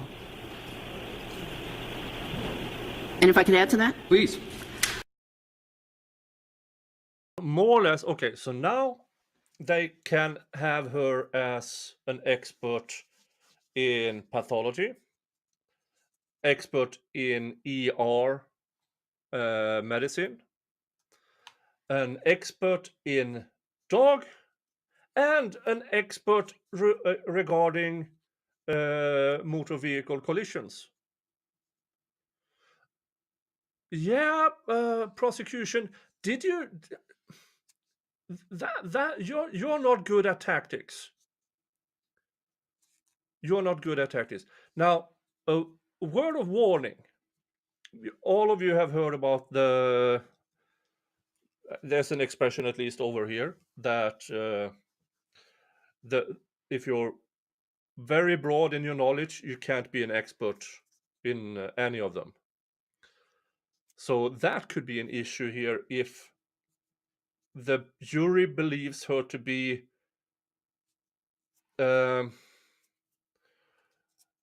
embellishing herself. Now, for us who regularly watch trials, yeah, she's qualified in all of those areas, especially compared to the normal experts a prosecution delivers. But just a word of warning there. We never, because often this is the first time a jury come in contact with a trial. So we don't know how they will react to somebody who is this almost overqualified. We, at the Coroner's Office Forensic Pathology Program, was specifically trained on how to recognize not only, if someone was struck by a vehicle, but to even recognize further about what types of vehicles would inflict, what types of wounds, and the locations that we should look for on the body for wounds for someone that's struck by a motor vehicle. Have you ever taught, in all your career that you were discussing earlier today, how to assess whether an injury to a human has been caused by a motor vehicle? Yes. Describe how you taught that in your career. Well, again, it's oftentimes a pattern. So, for instance, a wound on a certain part of the leg, certain number of inches up from the foot of the leg, could be the result of a bumper, for instance. So we were taught to look for certain patterns and locations of injuries. Also, injury from glass, has a certain pattern, automobile glass, and road rash has another pattern. So, what are the features of glass from your experience with regard to motor vehicle accidents regarding injuries to humans? Well, they often cause what we call dicing injuries, which are another pattern of injuries and lacerations. Have you made that diagnosis that you just described as an emergency room physician? Yes. Have you made that diagnosis as a forensic pathologist? Yes. Describe how you've made that diagnosis as a forensic pathologist with a post-mortem individual. Well, again, it's pattern recognition.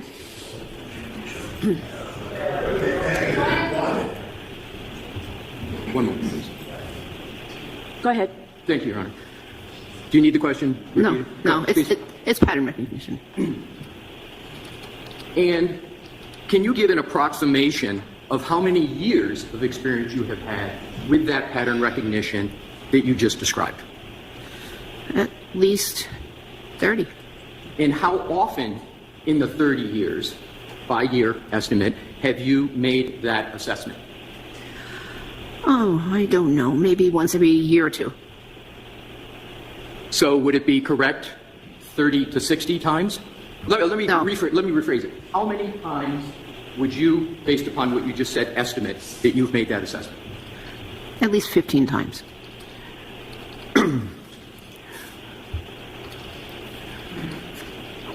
Your Honor, may I approach the witness with exhibits? Sure, just show counsel what you're doing. Counsel has all the Just tell him exhibits. what If I could just tell Mr. Yes, you Bennett? can approach, just show it as you walk up. Thank you. Yes.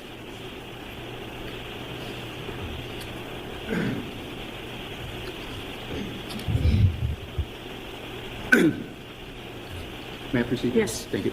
Dr. Russell, I have just handed you what is marked as Exhibit 2 in evidence. Do you recognize it? Yes. How do you recognize it? I've seen it many times. It was a part of the records that were provided to me, the photos. Is that true and accurate? This, yes. Oh, okay. Of what I've seen, yes.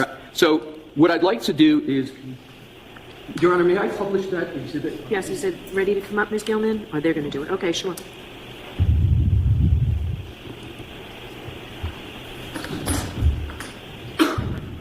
No, I don't want 2. I want 4 things. All right, so okay. I just want to make sure we have Mr. Brennan. Yeah, the numbers seem to be different. So, Diane, I'm going to need from you the list of... So, what is this?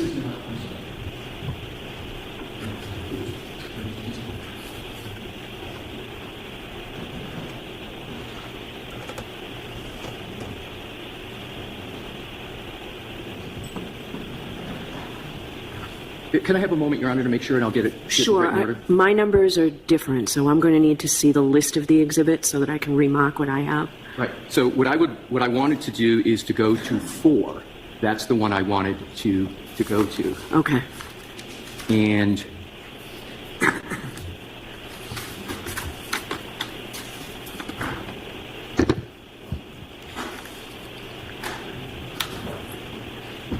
Are 4 and 2 the same? no, they're different, Your Honor. And if I could I approach the sidewalk, please, Your Honor, to get this? Sure. Thank you. Mr. Brennan?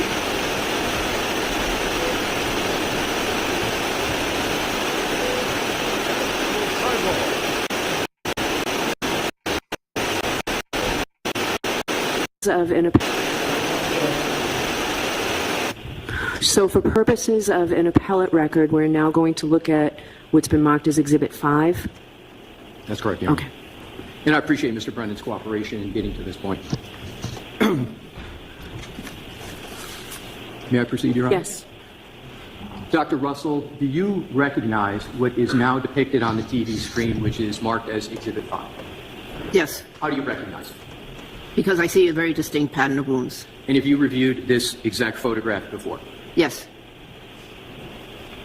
You have mentioned the various types before, characteristics you called highly characteristics of a dog wound and dog-inflicted wound.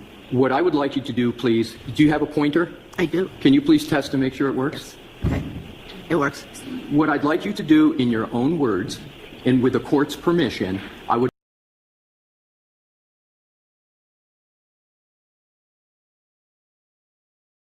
This is just an arm, YouTube. For the purpose of this stream, this is a model of John O'Keefe's arm for the purpose of this stream. Okay? And yeah, every time I see that picture, my immediate thought goes to a dog bite.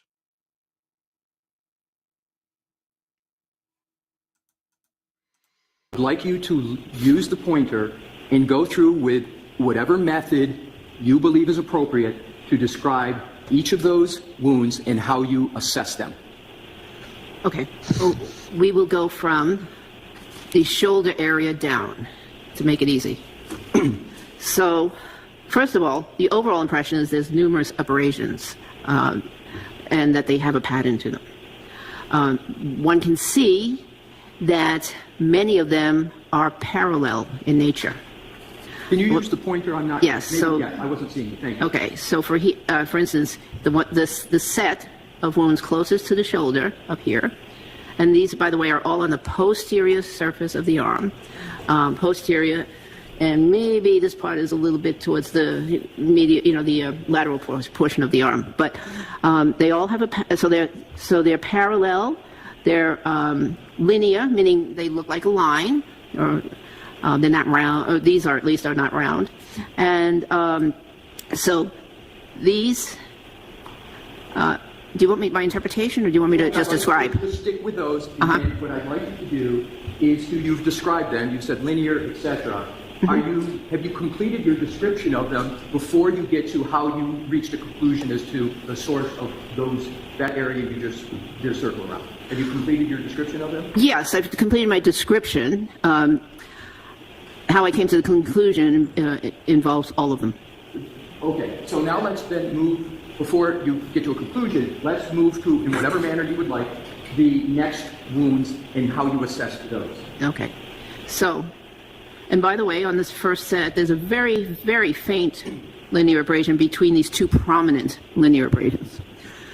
Okay. Proceeding down the arm towards the elbow, we have another set of wounds, which consist of parallel abrasions. This time it looks like there's two in the more anterior portion of that lateral aspect of the arm, and then another linear abrasion down below here, as well as a superficial punctate or round tiny lesion. What do you mean by punctate? Punctate, I mean small and round. And there may be another punctate lesion right there.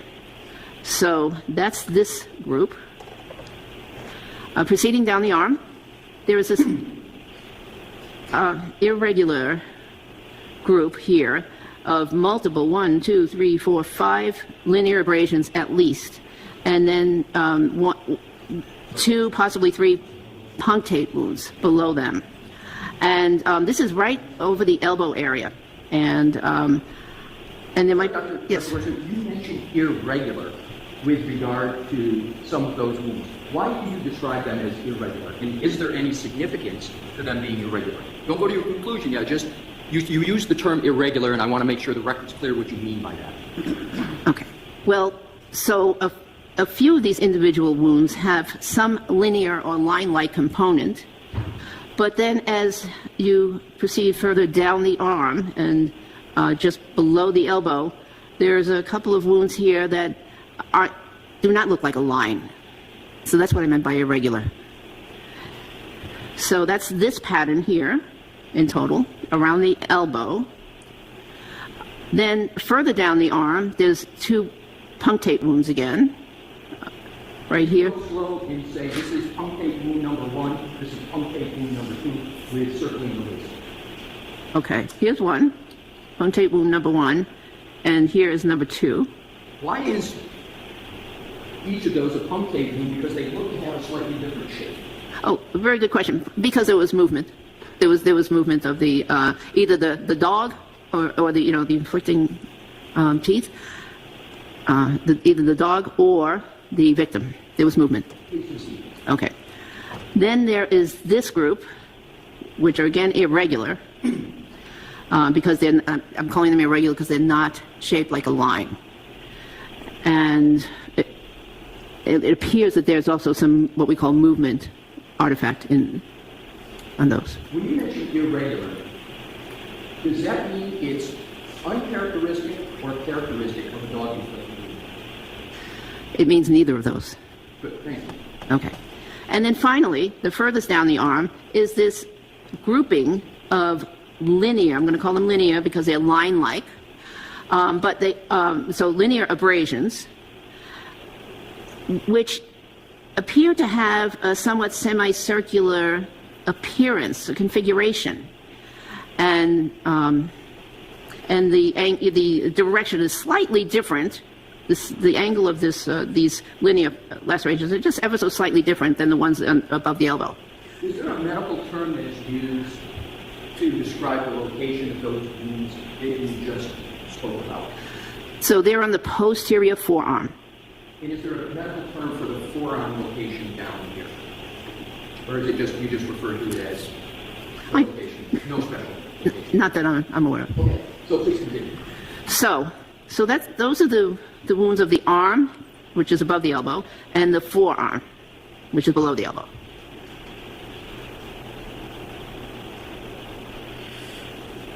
Can you now proceed with regard to each of those wounds or categories of wounds to describe what aspect of dog dentition caused those wounds?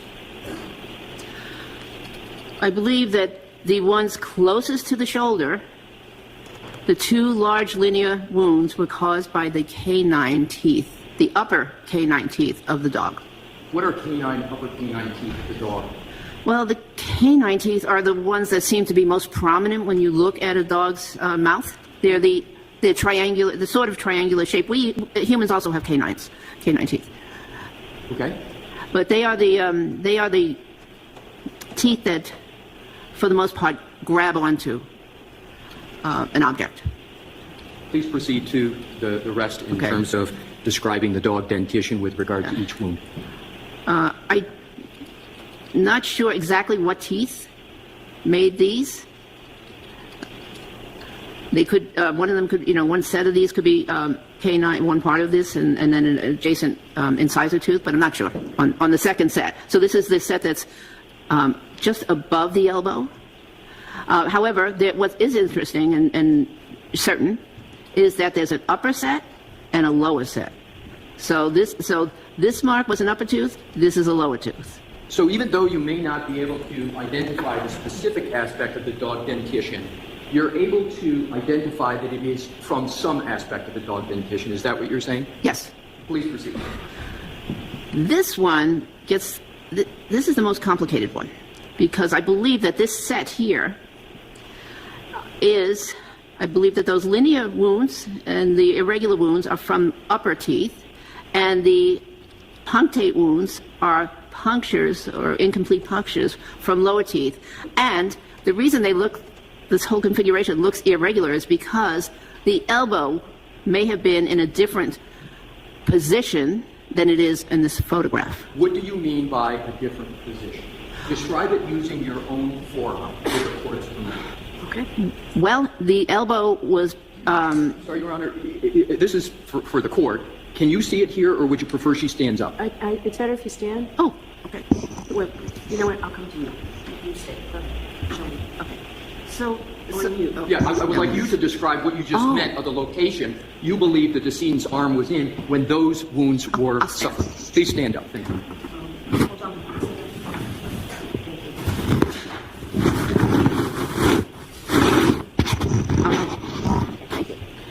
So in this picture, the elbow is, for the most part, somewhat extended.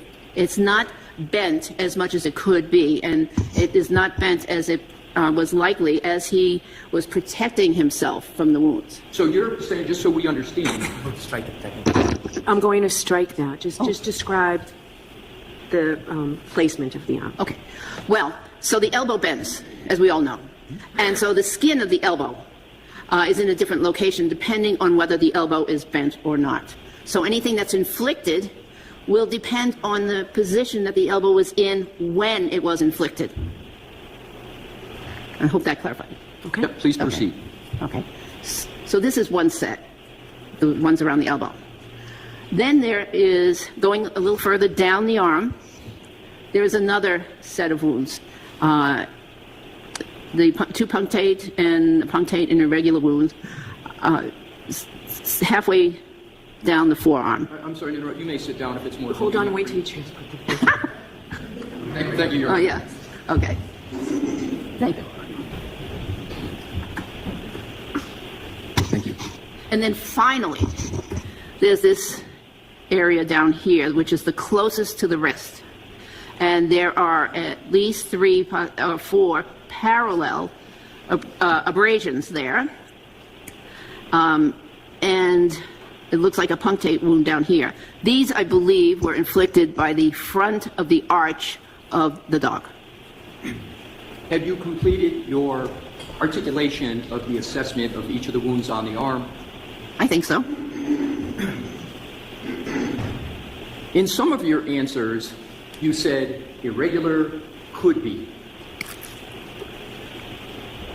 If you use those terms, are you still nonetheless able to conclude whether there is a pattern wound here? Yes. So the individual marks are characteristic of, possibly more than one cause. However, the combination of the overall series of patterns is highly characteristic of dog inflicted. So are you saying that one specific wound could be indicative of a dog-inflicted wound, but the whole pattern itself is how you reach the conclusion? Yes. Sustained. Describe how you conclude. Well, let me go walk backwards. What do you conclude from the pattern of all of these wounds collectively? These were inflicted by a dog, and this was a dog attack. And why do you say it was a dog attack? Because there are multiple bites here. Do you observe any claw marks with regard to the injuries? It's possible that this set immediately above the elbow could be claw marks. However, I don't think so on further examination because I see some punctate lesions which suggest that those are also teeth.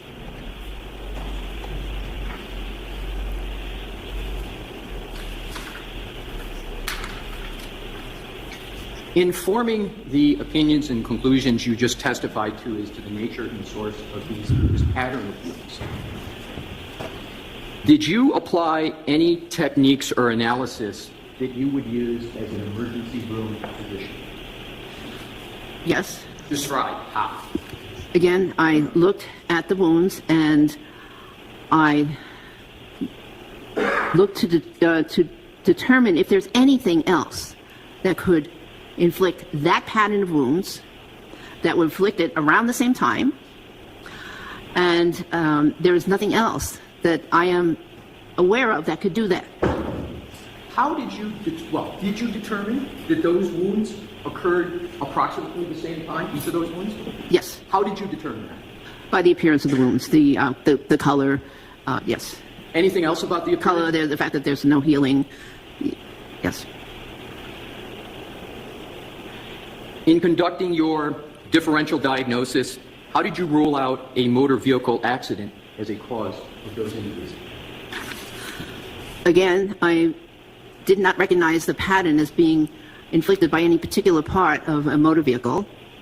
The motor vehicle accident would have caused injuries to other parts of the body, such as the chest and the, other parts. There would be bruises. Motor vehicle accidents cause bruises, fractures sometimes. There were no other injuries like that. Did you reach any opinion or conclusion as to when these injuries were suffered, meaning pre-mortem or post-mortem? They're pre-mortem wounds. How did you determine these wounds were pre-mortem wounds, and specify what you mean by pre-mortem? So pre-mortem means before death. They occurred before death. And the reason I can tell that they're pre-mortem wounds is because they have what we call a vital reaction. Post-mortem wounds, so vital reaction means that there was life in the body at the time that these wounds were inflicted. And a post-mortem wounds look very different because there is no blood flow that occurs post-mortem, so they don't get the vital reaction. Is it an accepted methodology in the practice of medicine to observe a post-mortem photograph of wounds in reaching a conclusion as to the source and nature of the wounds? Yes. And why is that an accepted practice? Well, first of all, it's realistic. The wounds appear the same in this case and in many cases. And then the other thing is because autopsy is a finite period of time, 1 or 2 hour period of time on a certain day, and other physicians can't always be at the autopsy. So is it common or uncommon for forensic pathologists to use photography to determine the source and nature of a wound such as this? Common. How common? Very common.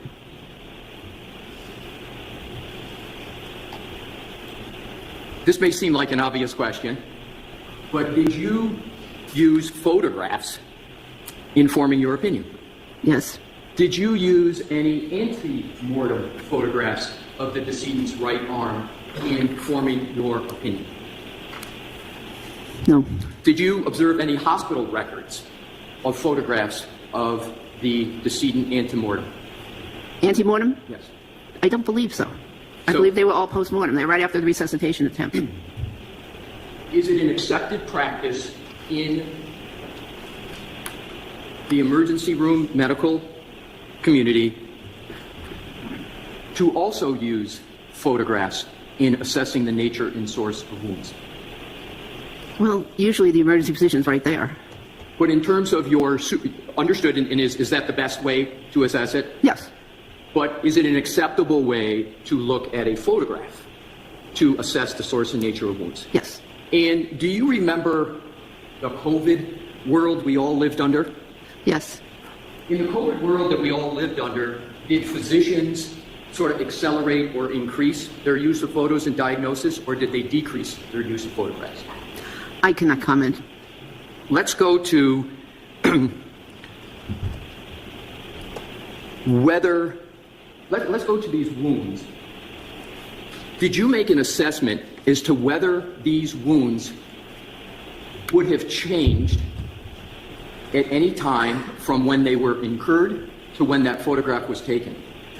Well, I certainly took that into account, and I decided that because, well, basically the answer is no, they wouldn't have changed because the decedent was found in a very cold condition, which was 80.1 degrees when taken, and even at the autopsy, the medical examiner commented in the report that the body was cold to touch, and cold delays postmortem change.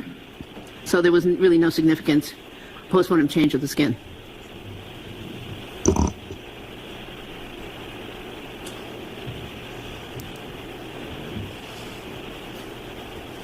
Your Honor, may I approach Ms. Gilman for the next photo to make sure we do this efficiently with Mr. Brennan?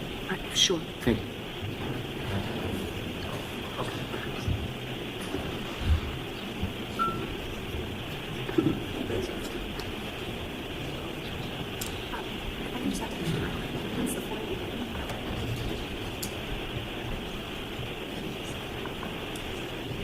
Yeah, exactly. Thank you, Mr.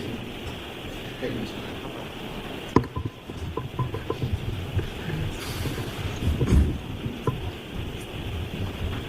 Your Honor, may I publish Exhibit 4? Yes. Thank you, Your Honor.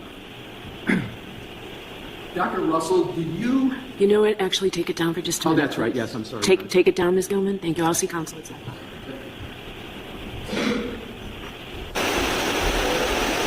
Okay, so Judge Bev changed her mind. And it's a sidebar.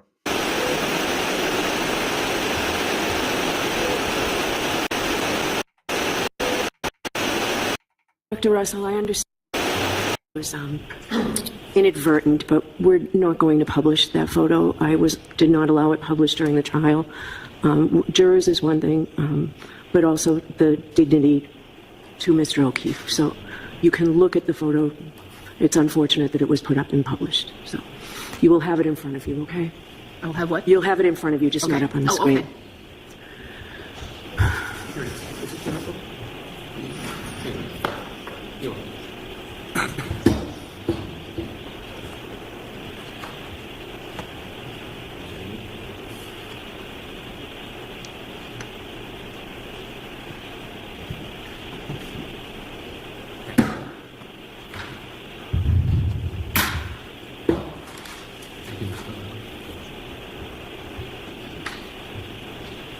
May I approach the witness, Your Honor? Yes. Thank you.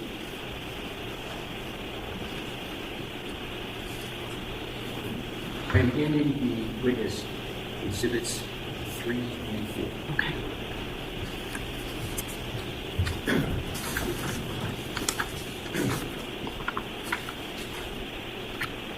May I proceed, Your Honor? Yes. Thank you. Now, Dr. Russell, please keep those 2 exhibits down on your lap. Don't even put them up on the top. I think they're in a good spot. Yes, they're in a good spot. They're not on her lap, but they're not visible to everyone. That's what I wanted to make sure of. Thank you, Your Honor. Do you recognize exhibits 3 and 4? Yes. Are you able to determine whether exhibits 3 and 4 are antemortem or postmortem? They're postmortem. Is there any way for you to determine by the nature of the linens in that photo whether they're antemortem or postmortem? By the nature of what? The linens under. Oh, the linens? Well, not definitively. Okay. So, are the wounds depicted in exhibits 3 and 4 the same or substantially the same as the exhibit we were publishing? The same.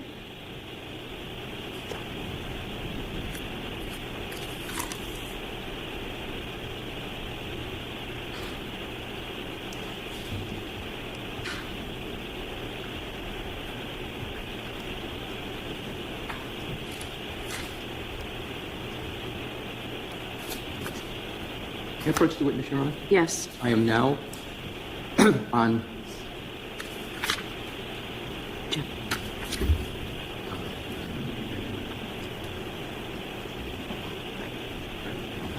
Your Honor, this is exhibit 3, the autopsy report. Just want to make sure. Okay. I have it as 4, but that's okay. Numbered. Okay, so I need that list. To the list of the exhibits. Your Honor, what happened was once I borrowed. Sure, going over.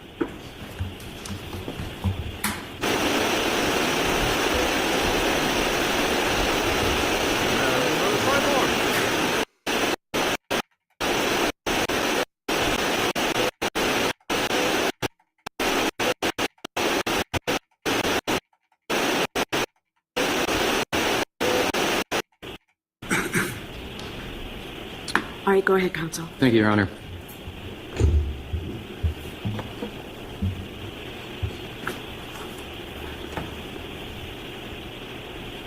Dr. Russell, in coming to your opinion, did you examine an autopsy report?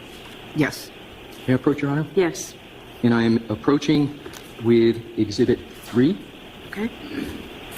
the autopsy report of autopsy. Yes, sir.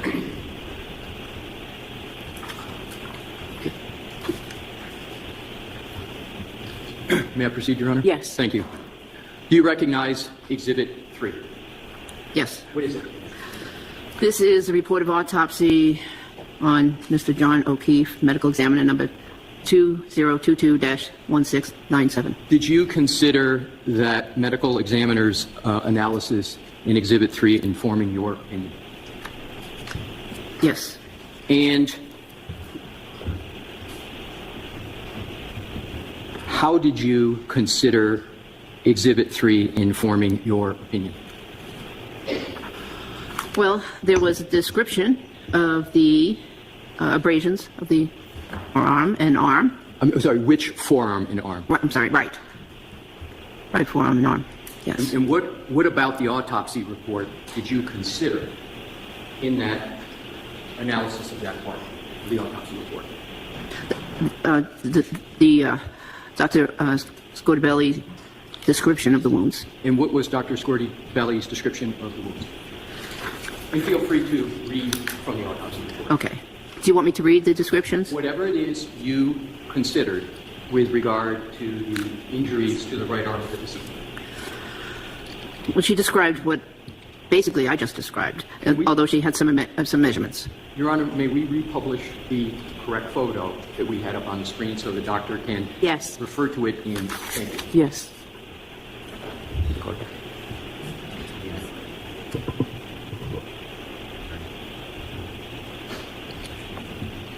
Number 5.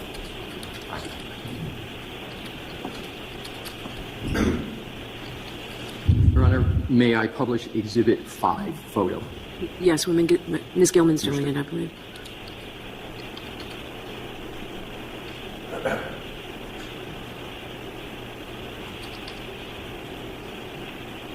Ms. Gilman, are you all set with what you... Thank you. And thank you for putting that back up on the screen. May I proceed, Your Honor? Dr. Russell, in reading from the autopsy report, can you read it and then determine whether there's any relation to what is being discussed in the autopsy report to what is in that photo? Well, the doctor just... I think he was asking her what she based her opinion on reference to the medical exam report, not to compare it by reading. So I have an objection to simply reading through it and trying to interpret what the ME thought. So rephrase your question. Sure. Thank you.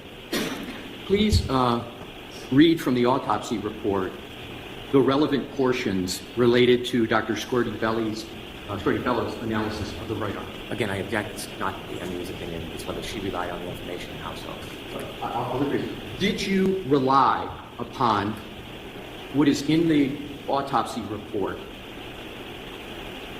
to support your opinion as to the nature and source of the wounds in the right arm? Yes.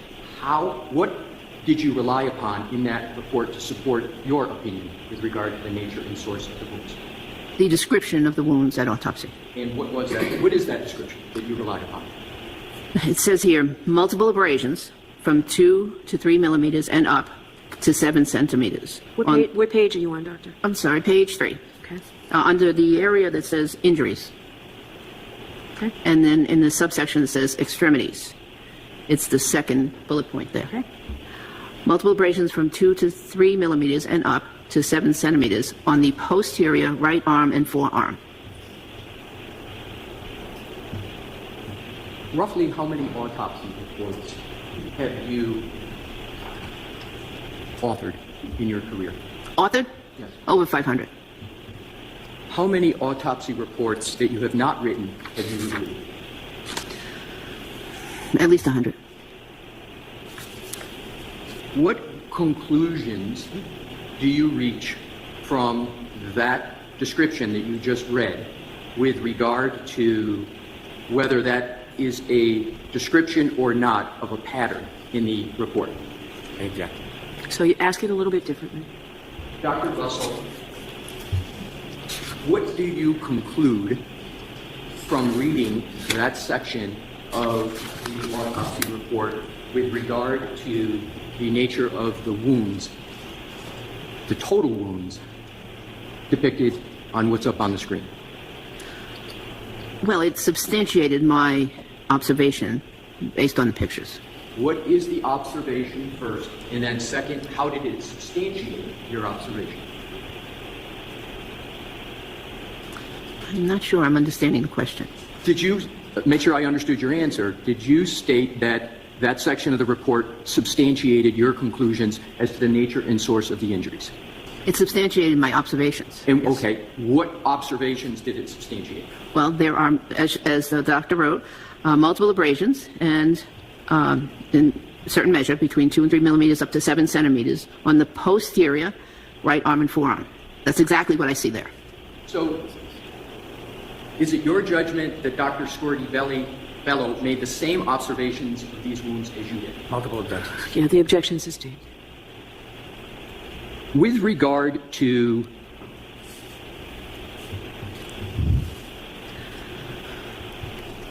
well, we've covered what we needed to cover with regard to that aspect of the autopsy report. Was there anything else in the autopsy report that spoke to the nature or source of those wounds? Not that comes to mind. So, did the medical examiner, Dr. Scordi-Bello, in that report reach any conclusions about the nature and source of the wounds that are depicted on Exhibit 5? Not in this report. So, not in that report. Now we're going to now move on to the next topic. Did you consider DNA evidence in this case? Yes. How, if at all, did the DNA, well, what DNA evidence did you consider in this case pertinent to the injuries to the right arm of Mr. O'Keefe?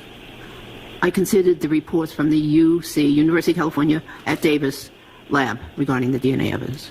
What training and experience do you have with regard to DNA evidence? Not very much.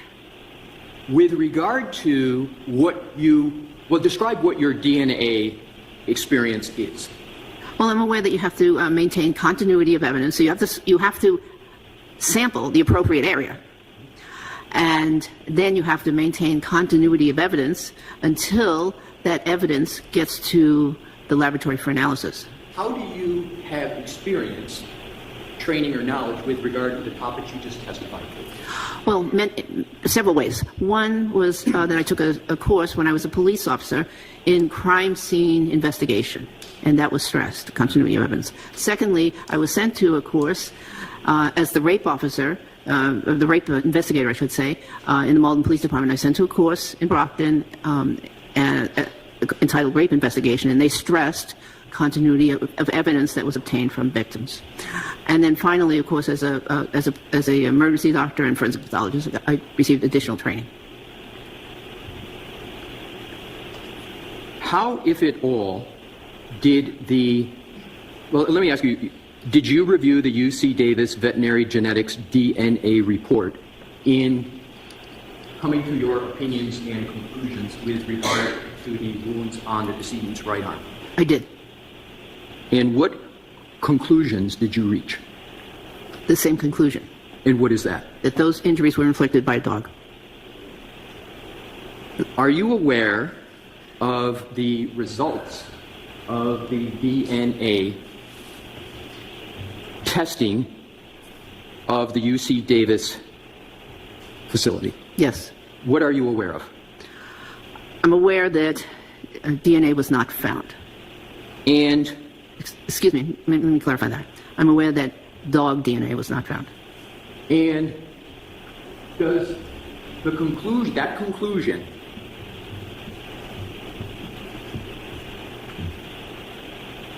in your opinion determine whether or not those wounds were caused by a dog? No. Why? Because I don't know anything about how the specimen was sampled. First of all, none of the samplings came from the arm of Mr. O'Keefe itself. What do you mean by sampling? They sampled the swabs that were performed and sent to the laboratory. None of them came from the arm of the decedent. Secondly, I don't know anything about how the samples were actually obtained from the evidence and what the state of the evidence was, if they actually sampled the correct area. I don't know if there was any continuity of evidence. And then finally, any test can have a false negative result. So the absence of canine DNA does not mean that the canine DNA did not exist. It just means that they didn't capture it. To your recollection, did the autopsy report of the medical examiner, Dr. Scorti-Bello, reach any conclusions with regard to dog DNA evidence? The autopsy report, no. Is there any? Okay, so again, this is stuff I heard of, but I didn't see that much of the original. I only saw highlights, and then I've heard about stuff. So they never actually swabbed his wounds. What in the actual F? So it was correct. They never sampled his wounds. So what did they sample? Clothes? All right. Also, was this the clothes that was on the emergency floor and then together in an evidence bag in the back of a car for a few days? Because DNA,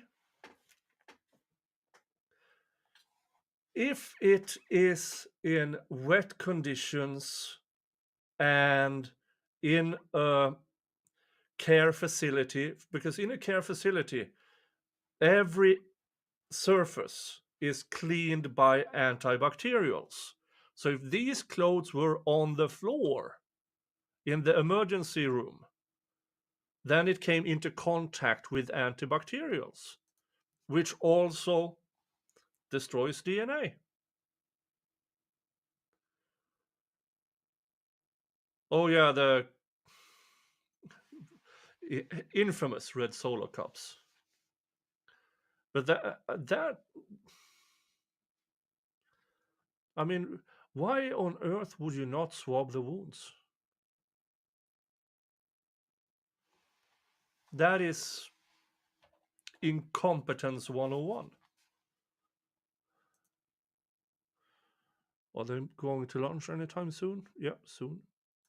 Mention whatsoever in the autopsy report about dog DNA testing for analysis? No. Do you have any information that the medical examiner assessed dog DNA at all in the autopsy report? I didn't see anything like that.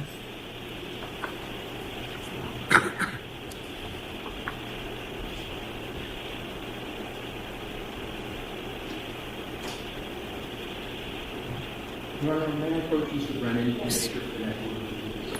Yes.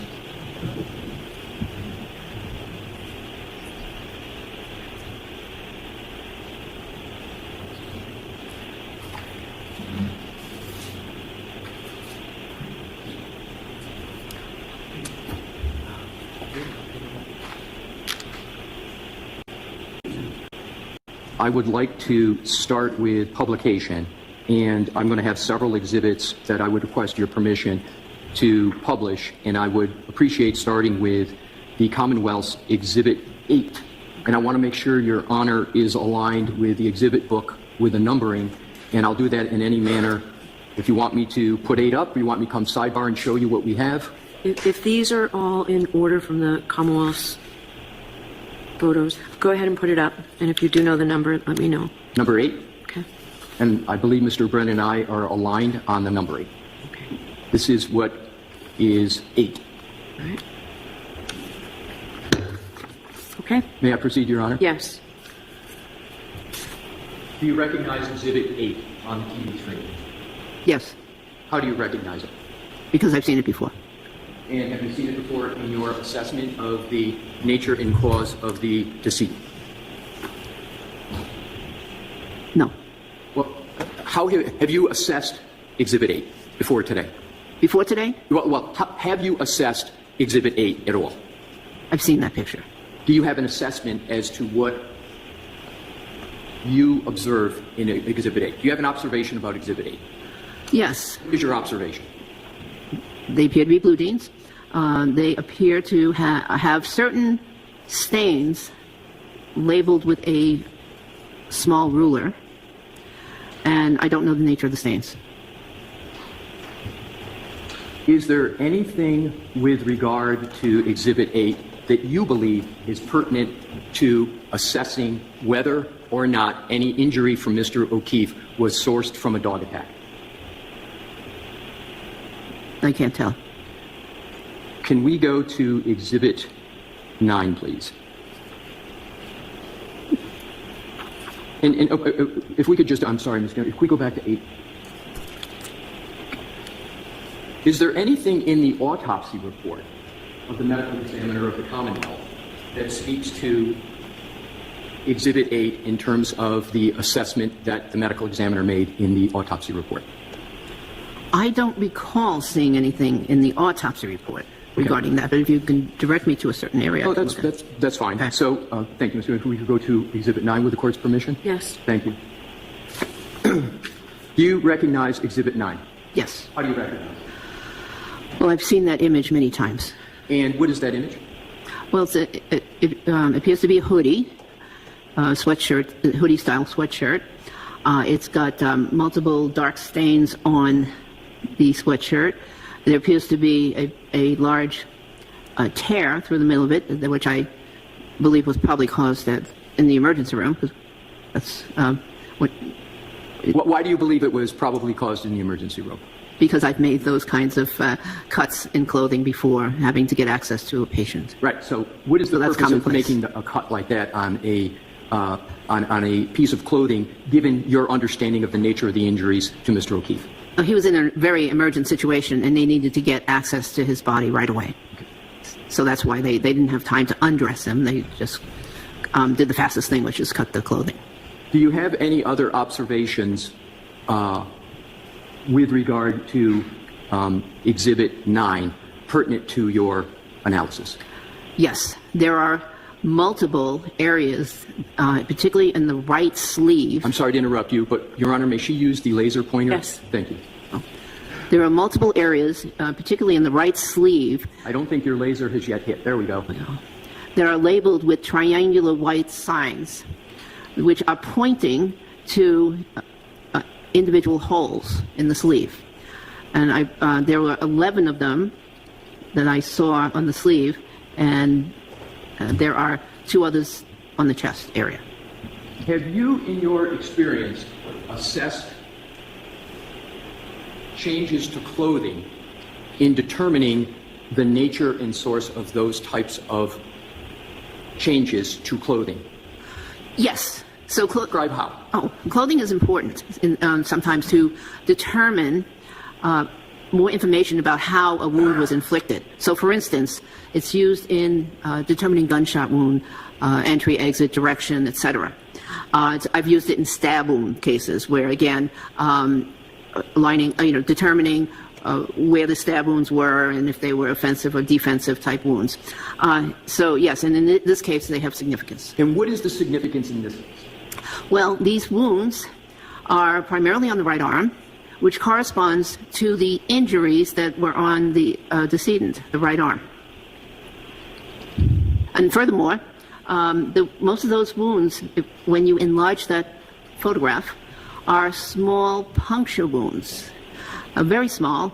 And what's interesting about them, to me, is that in many of those wounds, the clothing fibers are actually headed out of the wound. And what significance, if any, is it to you that the direction of the fibers are coming, as you described it, outside?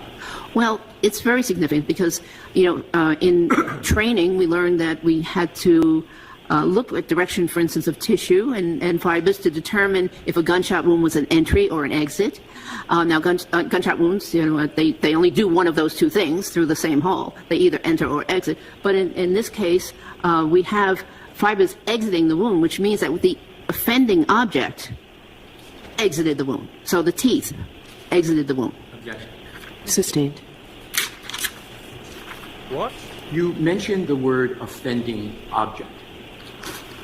How did you, without stating what it is, did you eventually determine what was the, as you call it, offending object? Do you mean offending object what caused this change to the clothing? Is that what you mean when you say offending object? Yes. Okay.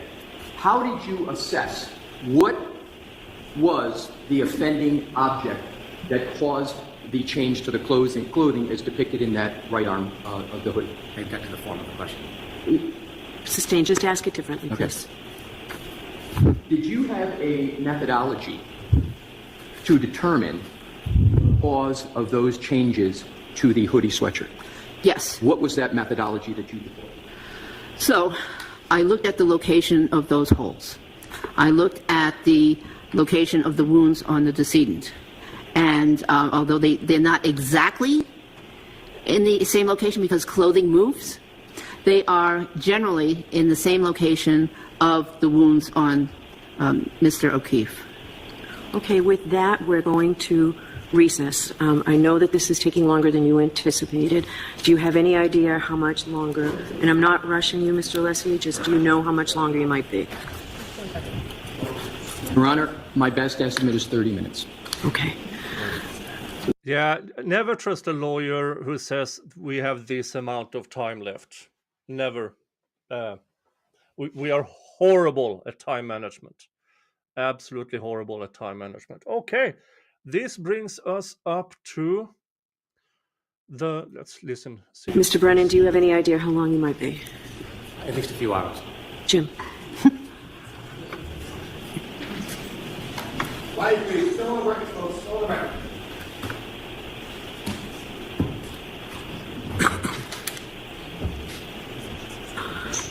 All right, I'll see you at 2 o'clock. 2 o'clock, Your Honor. All right, so there was nothing more.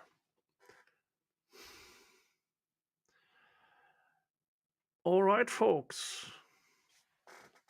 Now we are at the recess. I will do the rest tomorrow, the afternoon, with the final part of the defense part of the Daubert hearing, followed by the prosecution. Now, first of all, I'm going to do something here, thanks to you who has been here all the time, because YouTube allows me to gift 10 memberships per calendar month, 5 at the time. So now I gifted 5 free memberships to 5 people, to Jay Liebgott, Kenya Watkins, Sarah Schwartzberg, American River Notary, and to Heather Sparrow. Brandon, you don't need you have a wrench. You have a wrench. But yeah, this is a very, very strange Daubert hearing. It is much more extensive than I anticipated. Much more. Much more. And I think this is, depending on the judge's conclusion, it might have been a major mistake, because the amount of expertise Dr.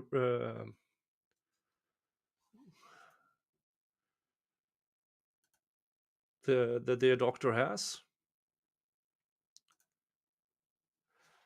she might actually have extended the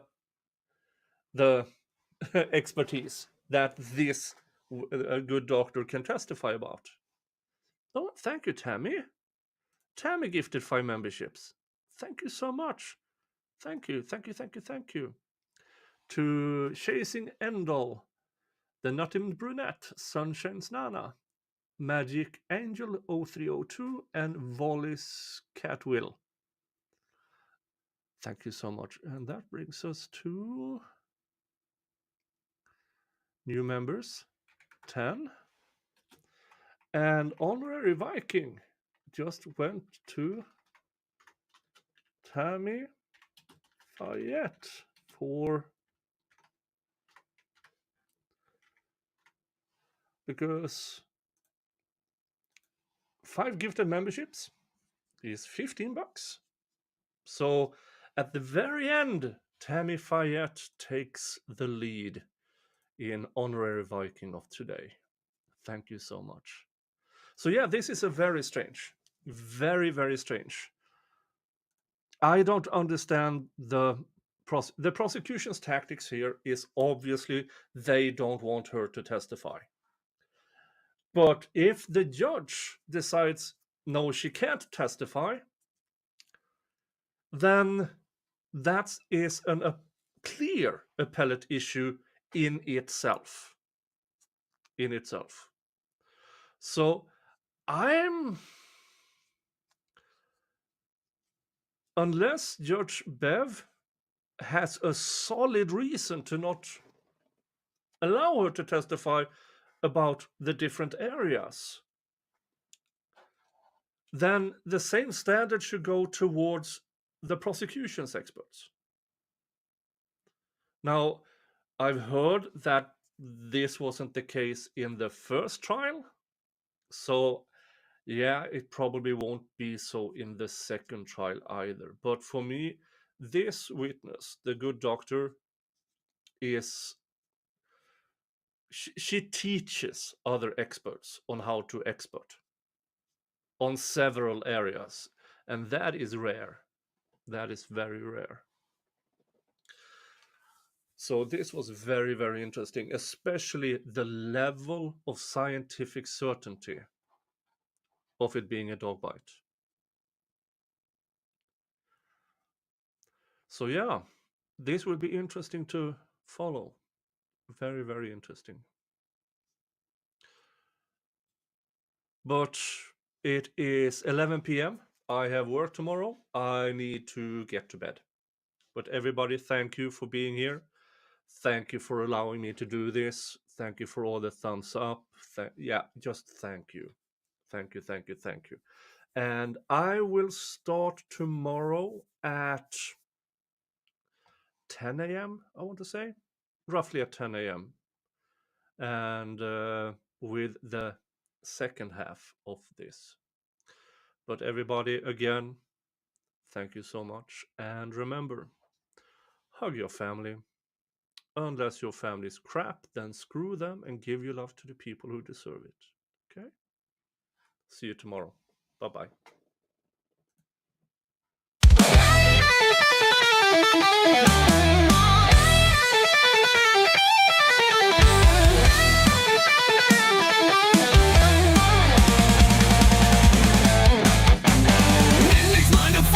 Against the void, grasp the twisted threads of truth, laughing in the face of chaos, burning knowledge like a ruthless youth.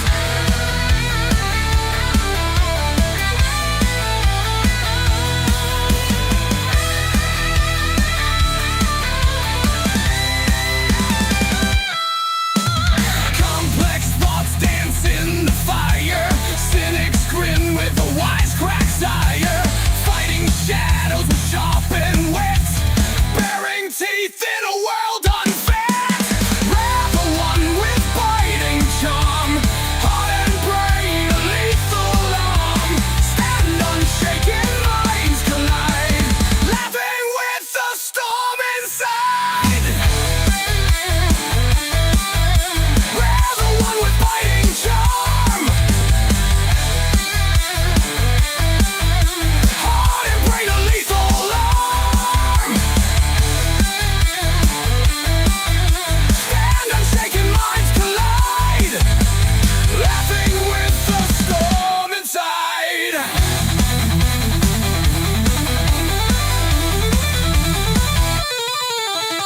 Faces enemies with a yes, every laugh a cunning test, carving paths through blackened skies, inside clear and bloodshot eyes. In the maze of thoughts ensnare, every joke a blade prepared, cuts through lies with humor's flair, unseen wisdom few can bear. We're the one with biting charm, heart and brain a lethal arm, stand unshaken, minds collide, laughing with the storm inside.